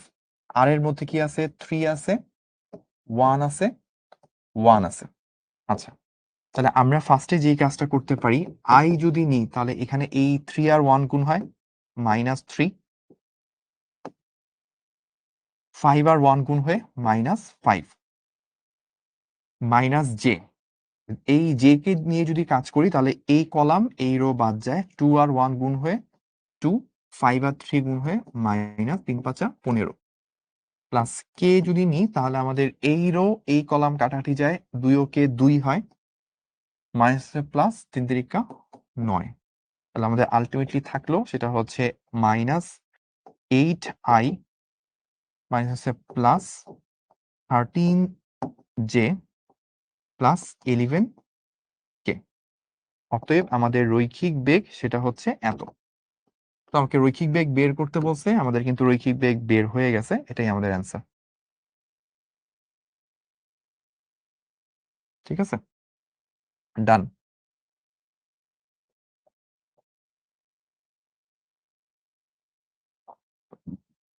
তাহলে আমাদের 65 নাম্বার পর্যন্ত শেষ। এইটা ক্লিয়ার? আমাকে একটু জানান কমেন্ট করে। আমরা রৈখিক বেগ কৌণিক বেগের মাঝে সম্পর্কগুলো বের করতেছিলাম, তাহলে এটা কি ক্লিয়ার কিনা? ডান, ক্লিয়ার, ওকে। তো এবার আমরা পরের প্রবলেমে যাব। চলেন আমরা পরের প্রবলেমটা দেখি। This is P65, sorry P66, ম্যাথের নাম্বার খালি ভুলে যাই। এইবার বলতেছে একটি মিনিটের কাটার দৈর্ঘ্য, একটি মিনিটের কাটার দৈর্ঘ্য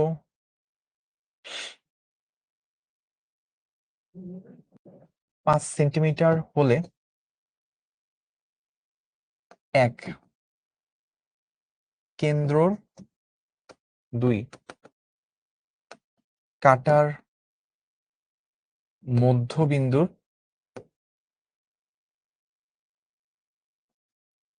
এবং 3 কাটার প্রান্ত বিন্দুর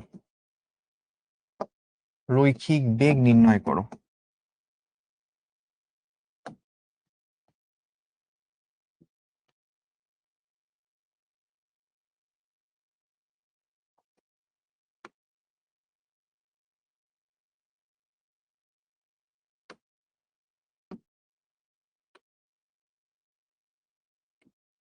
সো আমরা সলিউশন শুরু করতেছি। প্রথমত দেখেন, আমাদের একটা মিনিটের কাটা নিয়ে কাজ করতে বলতেছে। এটা কে? আলিফ। ও আমাকে বলছে, শুভ ভাই আপনি কি ফিজিক্সের টিচার? এটা ছিল ওর কোশ্চেন। কি বলবো আসলে অ্যান্সার? আপনারা একটু বলেন ওকে কি অ্যান্সার দেওয়া যায়। আমি আর কিছু বললাম না। ওকে, আর কি কি কমেন্ট ছিল? ম্যাট্রিক, ম্যাট্রিক না, এটা নির্ণায়ক ছিল। আগের অঙ্কে যেভাবে করছে এটা নির্ণায়কের ফর্মুলা দিয়ে করেছি। বুঝেছি, ক্লিয়ার, ডান। আচ্ছা ঠিক আছে, বুঝছি, বুঝছি স্যার। ওকে, P66 প্রথমে আমাদের দেখেন, আমরা তো জানি 1 নাম্বারটা যদি কাজ করি v is equals to omega r। এখন আপনি যদি একটা ঘড়ির মিনিটের কাটাকে চিন্তা করেন, লাইক দিস ইজ ওয়াচ। এখন আপনি হচ্ছে আপনার ঘড়ির মিনিটের কাটাকে চিন্তা করতেছেন মনে মনে। এই হচ্ছে মিনিটের কাটা, সে ধরেন ঘুরতেছে, সেইভাবে ঘুরে আসতেছে। এখন এইটা হচ্ছে বিন্দুটা। এখন আপনি যদি মধ্যবিন্দুর কাটার কেন্দ্রর, এখন আপনি যদি কেন্দ্র কোথায় আছে, এটা হচ্ছে কেন্দ্র, এটা ধরেন এ বিন্দু, এটা হচ্ছে মধ্যবিন্দু বি, এটা হচ্ছে প্রান্তবিন্দু সি। এখন আপনি এ বিন্দুতে কাজ করতেছেন, ঠিক আছে, এই বিন্দুতে আপনি কাজ করতেছেন। এখন আপনার ওমেগা যাই হোক না কেন, এ বিন্দুর জন্য আর কত, 0 না?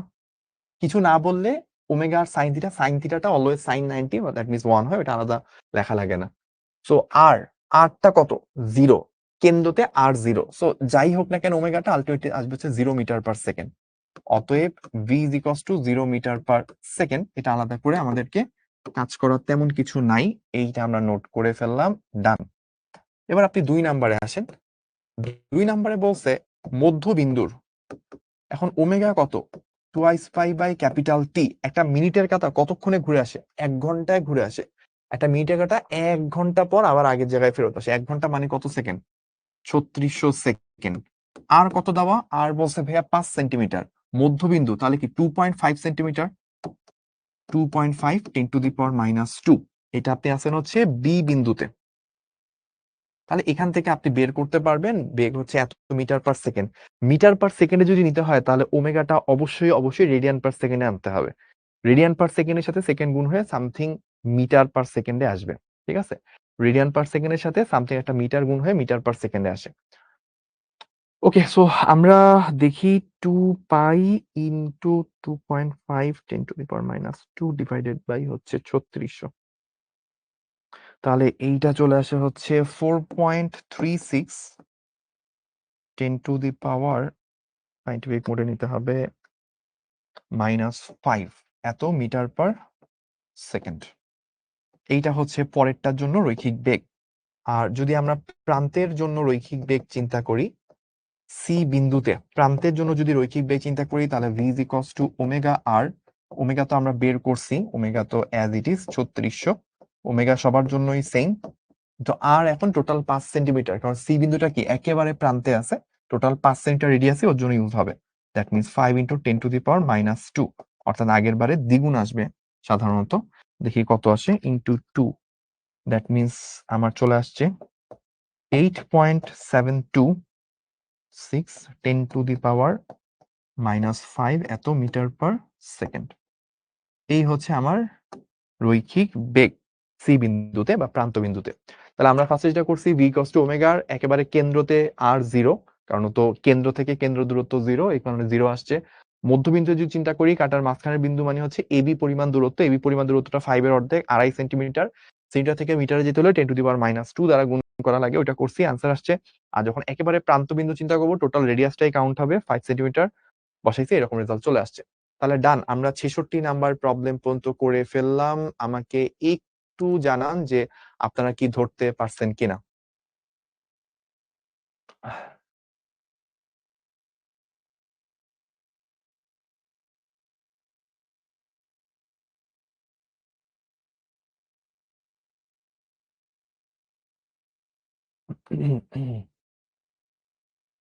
ওকে,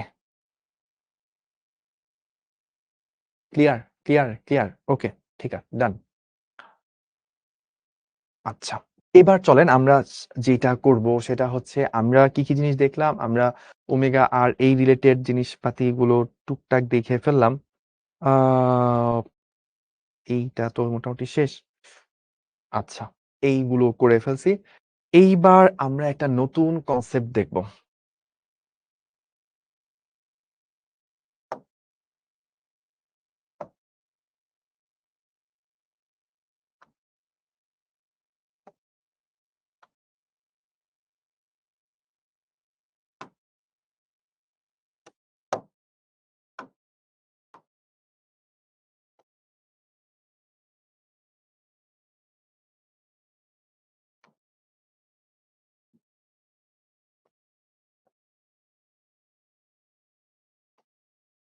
আমরা এখন একটা নতুন কনসেপ্ট দেখব।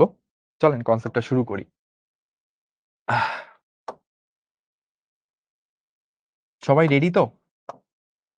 এটা কিন্তু বেশ ভালো প্যারা দিবে আমাদেরকে, খুবই খুবই প্যারা দিবে। সো সবাই একটু কেয়ারফুলি শুরু করব এটা।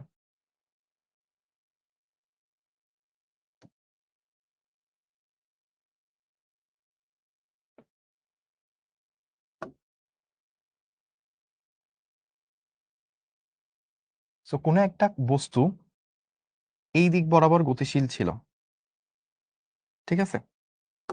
কোনো একটা বস্তু এই দিক বরাবর গতিশীল ছিল, এটা হচ্ছে তার রৈখিক বেগের দিক। সো কোনো একটা কণা বা কোনো একটা বস্তু এই বরাবর দৌড়াচ্ছে। এখন এখন কি করলো, সবাই এই জায়গাটায় খুবই কঠিন একটা জিনিস শিখতে যাচ্ছেন। সবকিছু খাতা কলম সবকিছু রেখে মাথাটা মনোযোগটা পুরোটা এটার দিকে দিতে হবে। কোন একটা বস্তু এইদিকে ভি বেগে দৌড়াচ্ছে। এখন আপনি যদি কোনো প্রকার বাধা প্রয়োগ না করেন, কোনো ত্বরণ বাধা কিছু না থাকে, সে এই বরাবর সোজা চলে যাবে। কিন্তু কেউ যদি এই বস্তুটা গতিশীল থাকাকালীন এইদিকে একটা ধাক্কা মারে। এদিকে যদি ধাক্কা মারে তাহলে কি হবে? ধাক্কার কারণে সে এইভাবে না যেয়ে সে হয়তো এই দিক বরাবর চলে যাবে। এটা আপনি চিন্তা করতে পারেন কিভাবে? আম ধরেন হচ্ছে যে একটা তেলাপোকা দৌড় দিছিল। তেলাপোকা, হ্যাঁ? আপনাদের কোন এক ভাইয়ার খুবই পছন্দের জিনিস। যাই হোক, না বলি নামটা। তেলাপোকা এইদিকে দৌড় দিছে। এখন ও তো সোজাই চলে যাওয়ার কথা। আপনি করছেন কি? নিচ থেকে একটা ফু দিছেন। ফু দেওয়া মানে কি? বাতাস দিয়ে ধাক্কা মারছেন। পরে তেলাপোকাটা এদিকে না যেয়ে সোজা এইদিকে চলে গেল। তো এই ঘটনাটাই ঘটছে যে এইখানে কেউ একজন হচ্ছে এই বরাবর একটা ধাক্কা মারছে। এই বরাবর একটা ধাক্কা মারছে। একটু বড় করে দিই। এই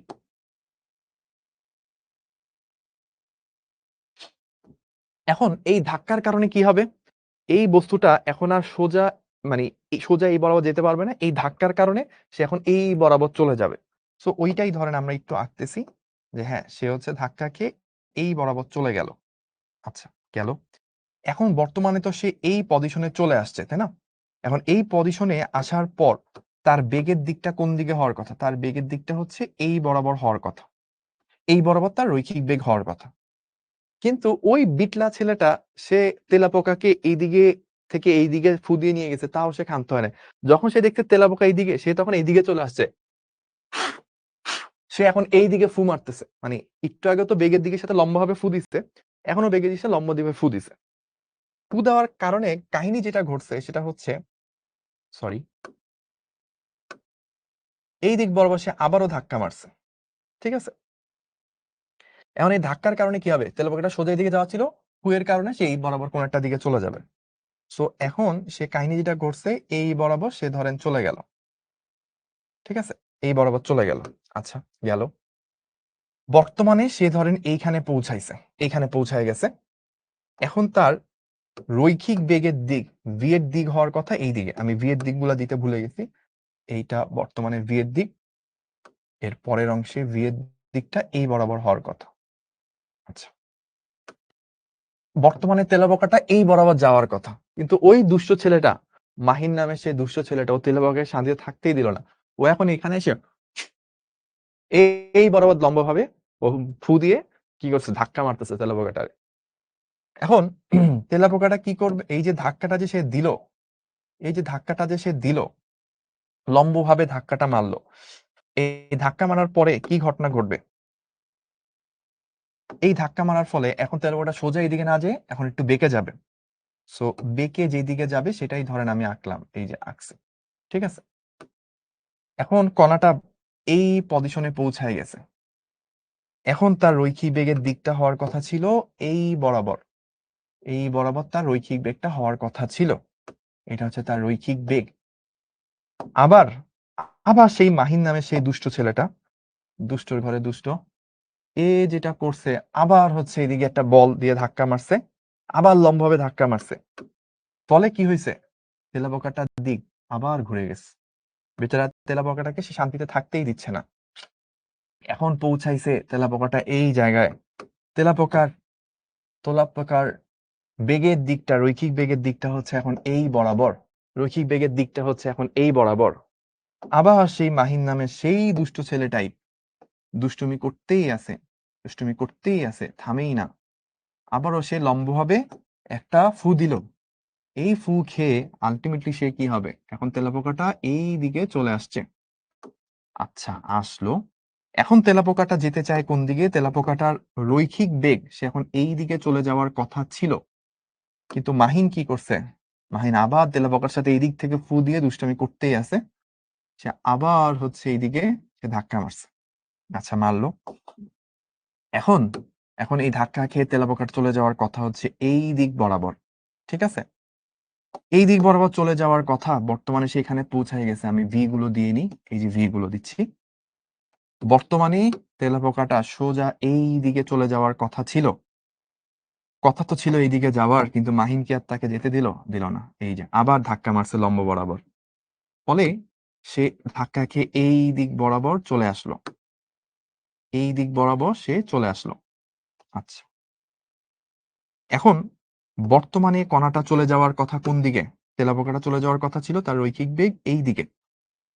এবং ঠিক তার সাথে লম্বভাবে এই দিক বরাবর মাহিন আবারও বল দিচ্ছে এবং এই ধাক্কার কারণে সে ধাক্কা খেয়ে আবার এই জায়গায় যেয়ে পতিত হচ্ছে। তাহলে আমরা যদি দেখি কাহিনীটা আসলে কি ঘটেছে, একটু সুন্দর করে দিই, সৌন্দর্য বর্ধন করা উত্তম, তাই না? সৌন্দর্য বর্ধন করাটা উত্তম। আচ্ছা,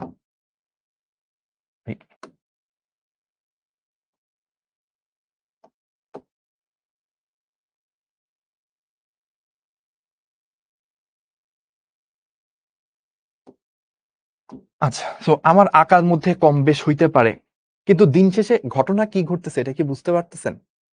ঘটনা যেটা ঘটতেছে সেটা হচ্ছে এই যে কণাটা ছিল, সেই কণাটা ফার্স্টে এখান থেকে এইখানে চলে আসছে তেলাপোকাটা, তারপর তেলাপোকাটা এইখানে আসছে, তারপর তেলাপোকাটা এইখানে আসছে, তারপর তেলাপোকা এইখানে আসছে, তারপর এইখানে, তারপর তেলাপোকা এখানে, তারপর এখানে, লাস্টে এখানে চলে গেছে।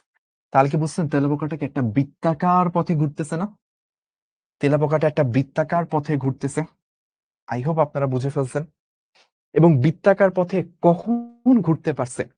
কখন বৃত্তাকার পথে ঘুরতে পারছে? যখন যখন বস্তুর বেগের সাথে সর্বদা সর্বদা লম্বভাবে একটি বল প্রযুক্ত হয়,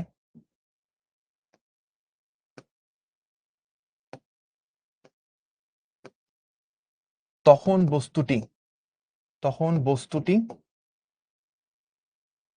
বৃত্তাকার পথে ঘুরতে শুরু করে। তখন বস্তুটি বৃত্তাকার পথে ঘুরতে শুরু করে। বৃত্তাকার পথে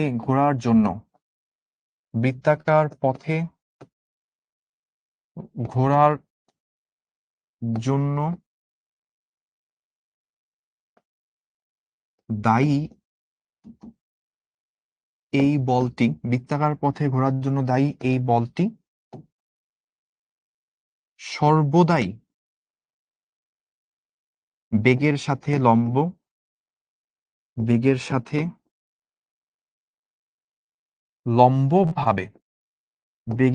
লম্বভাবে ব্যাসার্ধ বরাবর কেন্দ্রের দিকে কাজ করে।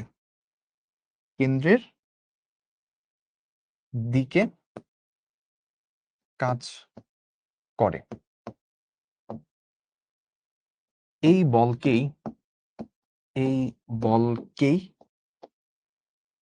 কেন্দ্রমুখী বল বলে। ঠিক আছে? তাহলে আমরা পুরো জিনিসটা দেখলাম যে যখন বস্তুর বেগের সাথে, একটা জিনিস মিস করে গেছিলাম, যখন বস্তুর বেগের সাথে সর্বদা লম্বভাবে একটি বল প্রযুক্ত হয়, তখন বস্তুটি বৃত্তাকার পথে ঘুরতে শুরু করে। দেখেন বেগ এদিকে, লম্বভাবে বল। সো ওইটা যে বল ছিল সেটা একটু বলে দিই, তাহলে আপনার জন্য সুবিধা হবে। এটা হচ্ছে বল, এইটা হচ্ছে সেই বল, এটা হচ্ছে বল, এটা হচ্ছে বল, এটা হচ্ছে বল, এটা হচ্ছে বল, এইটা হচ্ছে বল, এইটা হচ্ছে বল। সো এই বলটা অলওয়েজ কেন্দ্রের দিকে কাজ করতো, হয়তো আমার চিত্রতে পারফেক্ট হয় নাই। ম্যান ইজ মর্টাল, মানুষ মাত্রই ভুল করে। সো এই কারণে আমার চিত্রটা অলওয়েজ কেন্দ্রের দিকে যায় নাই হয়তো বলগুলো। বাট যদি পারফেক্টলি আঁকতে পারতাম, যদি আমি মানুষ না হয়ে এআই হইতাম, তাহলে কিন্তু প্রায় আমার এটা একদম পারফেক্টলি কেন্দ্রের দিকেই সবসময় বলটা থাকতো। তো তখন দেখেন এই বলটা অলওয়েজ কেন্দ্রের দিকে কাজ করতেছে, বেগের সাথে লম্ব। বেগটা কি স্পর্শক বরাবর আছে, তাহলে স্পর্শকের সাথে লম্ব মানে কি ব্যাসার্ধ। তাহলে এটা লম্বভাবে কাজ করে, ব্যাসার্ধ বরাবর কাজ করে, এবং অলওয়েজ দিকটা কি কেন্দ্রের দিকে কাজ করে। এই বলটা, যেই বলটা বস্তুর বেগের দিকে লম্বভাবে সর্বদা কাজ করে বস্তুকে বৃত্তাকার পথে ঘুরাইতে সাহায্য করে সেই বলটাকেই বলা হয় কেন্দ্রমুখী বল। তাহলে যেই নতুন কনসেপ্টটা আপনি অলরেডি শিখে ফেলছেন, এই কনসেপ্টটার নাম আসলে সেন্ট্রিপেটাল ফোর্স। সেন্ট্রিপেটাল ফোর্স, যার বাংলা হচ্ছে কেন্দ্রমুখী বল। যার বাংলাই হচ্ছে কেন্দ্রমুখী বল। ওই আপনার পড়ছেন না সূর্যমুখী ফুল, আজকে বললেন কেন্দ্রমুখী বল। ঠিক আছে, পড়ছেন? আচ্ছা, তো পুরো জিনিসটা একটু সামারি করি। বস্তুটা যাচ্ছিল এই দিকে, এর সাথে লম্বভাবে একটা বল কাজ করছে, ফলে সে সোজা না যেয়ে একটু বেঁকে গেছে। এখন সে যাচ্ছিল এই দিকে, আবার ধাক্কা মেরে তাকে আবার বাঁকাইছে। এখন যাচ্ছে এইদিকে, ধাক্কা মেরে আবার বাঁকাইছে। এভাবে বাঁকাইতে বাঁকাইতে দেখা যায় যদি সবসময় বেগের দিকের সাথে লম্বভাবে বল কাজ করে, তাহলে বস্তুটাকে ধাক্কা দিয়ে এইরকম একটা বৃত্তাকার পথে সে ঘুরায় ফেলতে পারবে, যদি সবসময় বলের মানটা সেম থাকে। বলের মানটা যদি সময় সময় চেঞ্জ হয়ে যায় তাহলে কিন্তু আবার হবে না, সবসময় একই মানের বল প্রযুক্ত হইতে হবে। আচ্ছা, এইটুকু কি বুঝতে পারছি আমরা যে এই যে সবুজ কালারের বলটা সর্বদা কাজ করতেছে, এই বলটার কারণেই সে বৃত্তাকার পথে ঘুরে এবং এই বলটা কেন্দ্রের দিকে কাজ করে, তাই এটাকে কেন্দ্রমুখী বল বলে। এইটুকু কনসেপ্ট কি বুঝতে পেরেছে কিনা একটু জানান।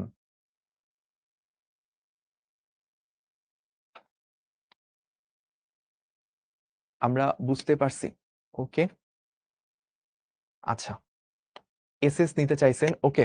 অনেকদিন এসএস নেওয়া হয় না, যাদের স্ক্রিনশট নেওয়ার প্রয়োজন আমরা স্ক্রিনশট নিয়ে নিতে পারি।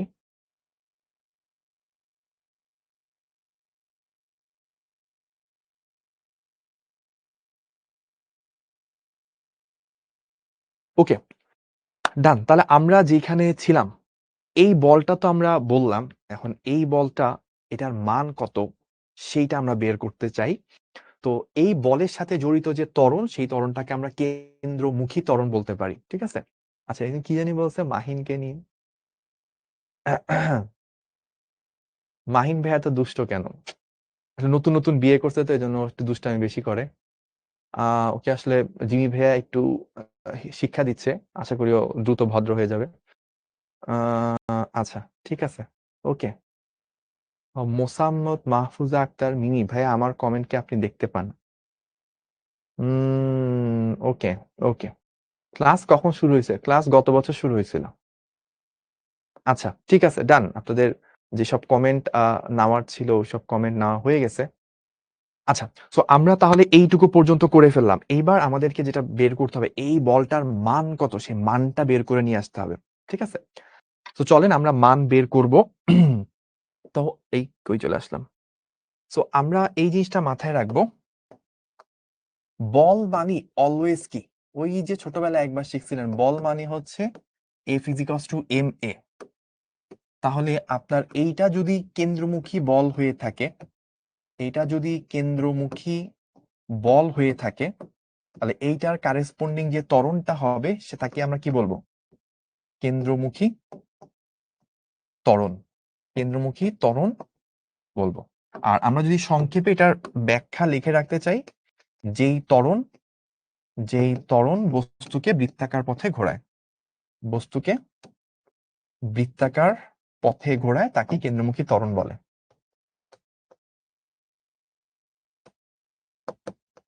সো আমরা ফার্স্ট অফ অল এই কেন্দ্রমুখী ত্বরণটা বের করব এবং আমরা একটা জিনিস মাথায় রাখবো যে বৃত্তাকার গতির ক্ষেত্রে ত্বরণ হচ্ছে দুই রকম, একটা হচ্ছে নর্মাল কৌণিক ত্বরণ আর একটা হচ্ছে কেন্দ্রমুখী ত্বরণ। এই দুইটা মিলে আবার একটা লব্ধি ত্বরণ হয়।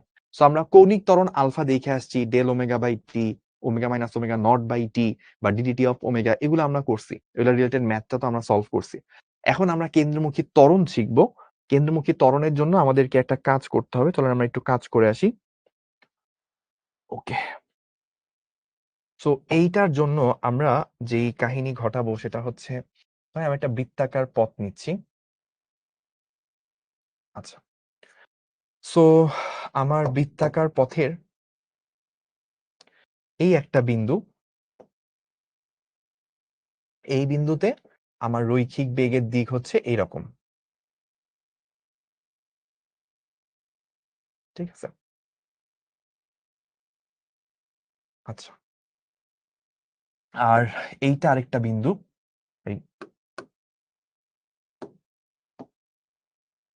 এইটা আরেকটা বিন্দু, এইটা হচ্ছে ছিল এ বিন্দু and this will be B বিন্দু। এই বিন্দুতে রৈখিক বেগের দিকটা হচ্ছে এই বরাবর, বেগের মানটা সেম কিন্তু দিকটা চেঞ্জ হয়ে যাচ্ছে। আমি বলতে পারি দিস ইজ ভি এ, এটার মানও ভি, আবার এইটা হচ্ছে ভি বি, এটার মানও ভি। সো দ্রুতিটা সেম, জাস্ট দিকটা চেঞ্জ হচ্ছে। সো এখন আমাকে ছোট্ট কিছু কাজ করা লাগবে। কাজগুলো হচ্ছে, এটাকে আমি একটু এক্সটেন্ড করে দিচ্ছি, একটু এক্সটেন্ড করে দিলাম, আর এইটাকে একটু এক্সটেন্ড করে দিলাম।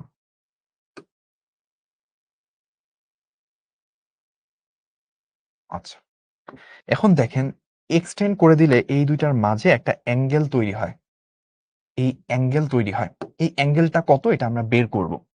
তার আগে আমাদেরকে আরেকটা কাজ করতে হবে। ধরেন এইটা হচ্ছে সেন্টার, এটা হচ্ছে সেন্টার, তাহলে আমরা এই সেন্টারের সাথে এইটাকে কানেক্ট করলাম, সেন্টারের সাথে এইটাকে কানেক্ট করলাম। এখন দেখেন ভাইয়া এই কথাটা বুঝেন কিনা, এইটা যদি সেন্টার ও হয়ে থাকে তাহলে এইটা একটা 90 ডিগ্রি হবে। কেন? কারণ ব্যাসার্ধ আর স্পর্শক, রৈখিক বেগ অলওয়েজ কি স্পর্শক বরাবর থাকে। তো স্পর্শক এবং ব্যাসার্ধ কি পরস্পর লম্ব। আবার এইখানেও কি বি বিন্দুতে স্পর্শক বরাবর বেগ আছে, এটা হচ্ছে ব্যাসার্ধ, তাহলে এইটাও কত লম্ব হবে, 90 ডিগ্রি হবে। তাহলে ও এ, ধরেন এটা একটা নাম দিলাম ও এ বি সি, ধরলাম এই পয়েন্ট হচ্ছে সি বিন্দু। তো আমরা এটা একটু নিচ দিয়ে লিখি, so V A is equals to V.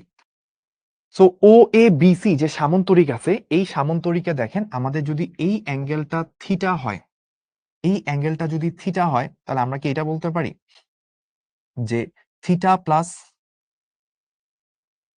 Plus কোণ A C B is equals to কত, 180 ডিগ্রি। এটা বলতে পারি। চতুর্ভুজ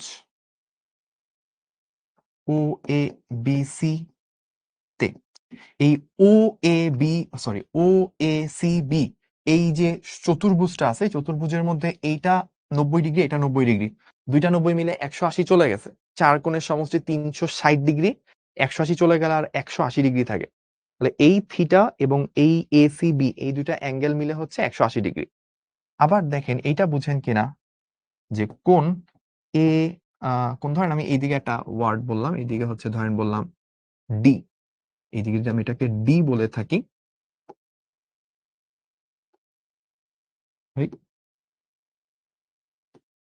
তাহলে দেখেন কোণ বিসিডি, কোণ বিসিডি, কোণ বিসিডি প্লাস কোণ এসিবি, এসিবি, এই দুইটার সমষ্টিও কত, 180 ডিগ্রি।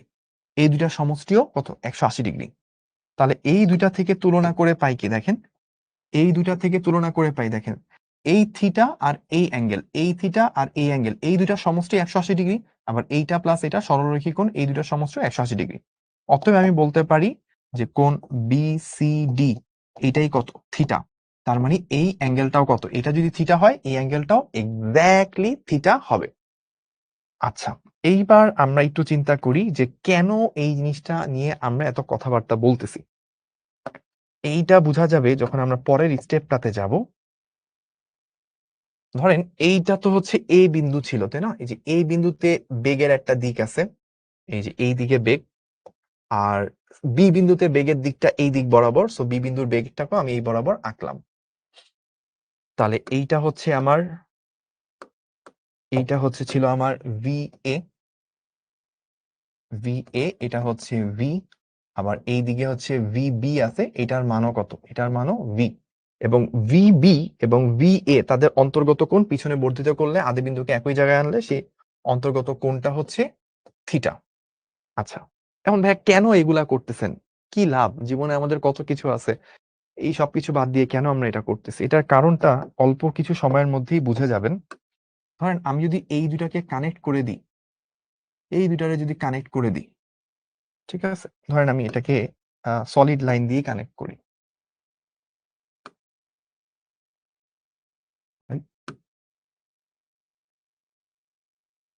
সো আপনি চিন্তা করতে পারেন এটা হচ্ছে ও, এটা এ, এটা বি। এখন চিন্তা করে দেখেন যে O A plus A B is equals to O B. O A plus O B is equals to O B. Vector যোগে ত্রিভুজ বৃদ্ধি। O A plus A B equals to O B. এই O A B হয়ে আসলো, finally বিতে পৌঁছাই, ও B বরাবর গেল, ফাইনালি বিতে পৌঁছাই।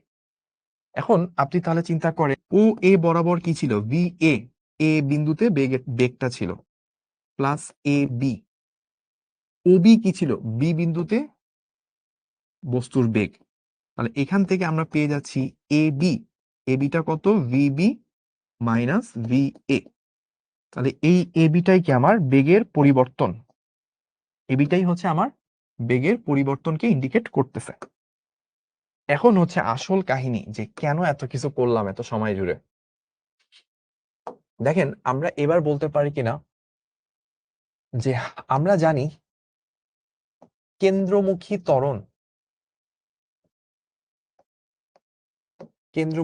ত্বরণ যা বৃত্তাকার পথে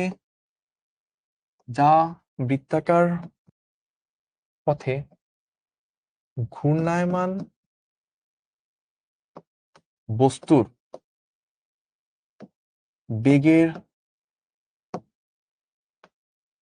মানের কোনো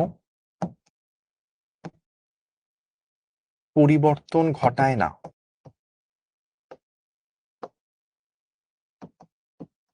শুধুমাত্র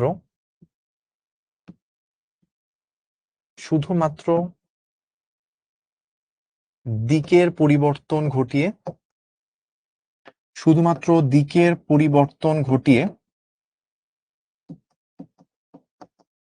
টাইম কি শেষের দিকে নাকি?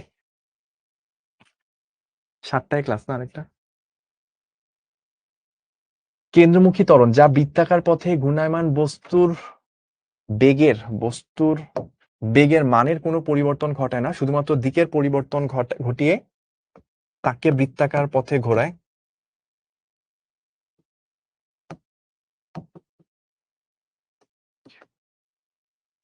সেই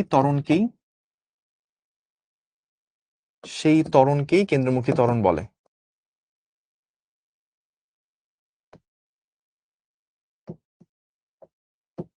কি হয়ে যায়?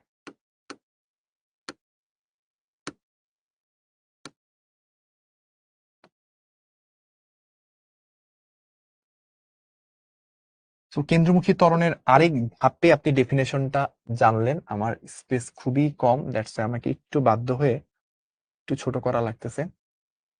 ওকে, তো কেন্দ্রমুখী ত্বরণের ডেফিনেশন আমরা জেনে ফেললাম। এইবার আমরা যেই কাজটা করব সেটা হচ্ছে দেখেন, সো কেন্দ্রমুখী ত্বরণ এটাকে এসি দ্বারা প্রকাশ করা হয়। এসি এটা হচ্ছে সেন্ট্রিপেটাল অ্যাক্সিলারেশন বা কেন্দ্রমুখী ত্বরণ।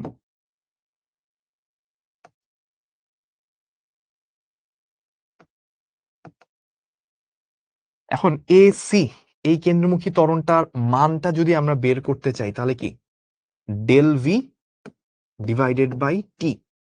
মানে এইখানে যাচ্ছে দেখেন বস্তুর বেগে, আমরা জানি একটা ভেক্টর রাশি কখন পরিবর্তন হয়, যখন তার মানের পরিবর্তন হয় অথবা দিকের পরিবর্তন হয় অথবা মান দিক দুইটারই পরিবর্তন ঘটে, তখন ভেক্টরটা চেঞ্জ হয়। তিনটা ভাবেই ভেক্টর চেঞ্জ হতে পারে, হয় শুধুমাত্র মান চেঞ্জ হয়েছে, অথবা শুধুমাত্র দিক চেঞ্জ হয়েছে, অথবা দুইটাই চেঞ্জ হয়েছে। এখানে কোনটা ঘটছে, এখানে কিন্তু বেগের মানটা সবসময় সেম ছিল। কেন্দ্রমুখী ত্বরণ কখনোই বস্তুর বেগের মানকে চেঞ্জ করতে পারে না, শুধুমাত্র তার দিকটাকে চেঞ্জ করে। দিকটা এদিকে ছিল, একটু পর ঘুরে এদিকে আনছে, একটু পর এদিকে, একটু পর এদিকে, এভাবে ঘুরাইতে থাকে। তাহলে যেই ত্বরণটা বস্তুর বেগের দিকটাকে চেঞ্জ করে বৃত্তাকার পথে ঘুরায়, মানে কোনো ইনফ্লুয়েন্স করতে পারে না, সেই ত্বরণটাই কেন্দ্রমুখী ত্বরণ।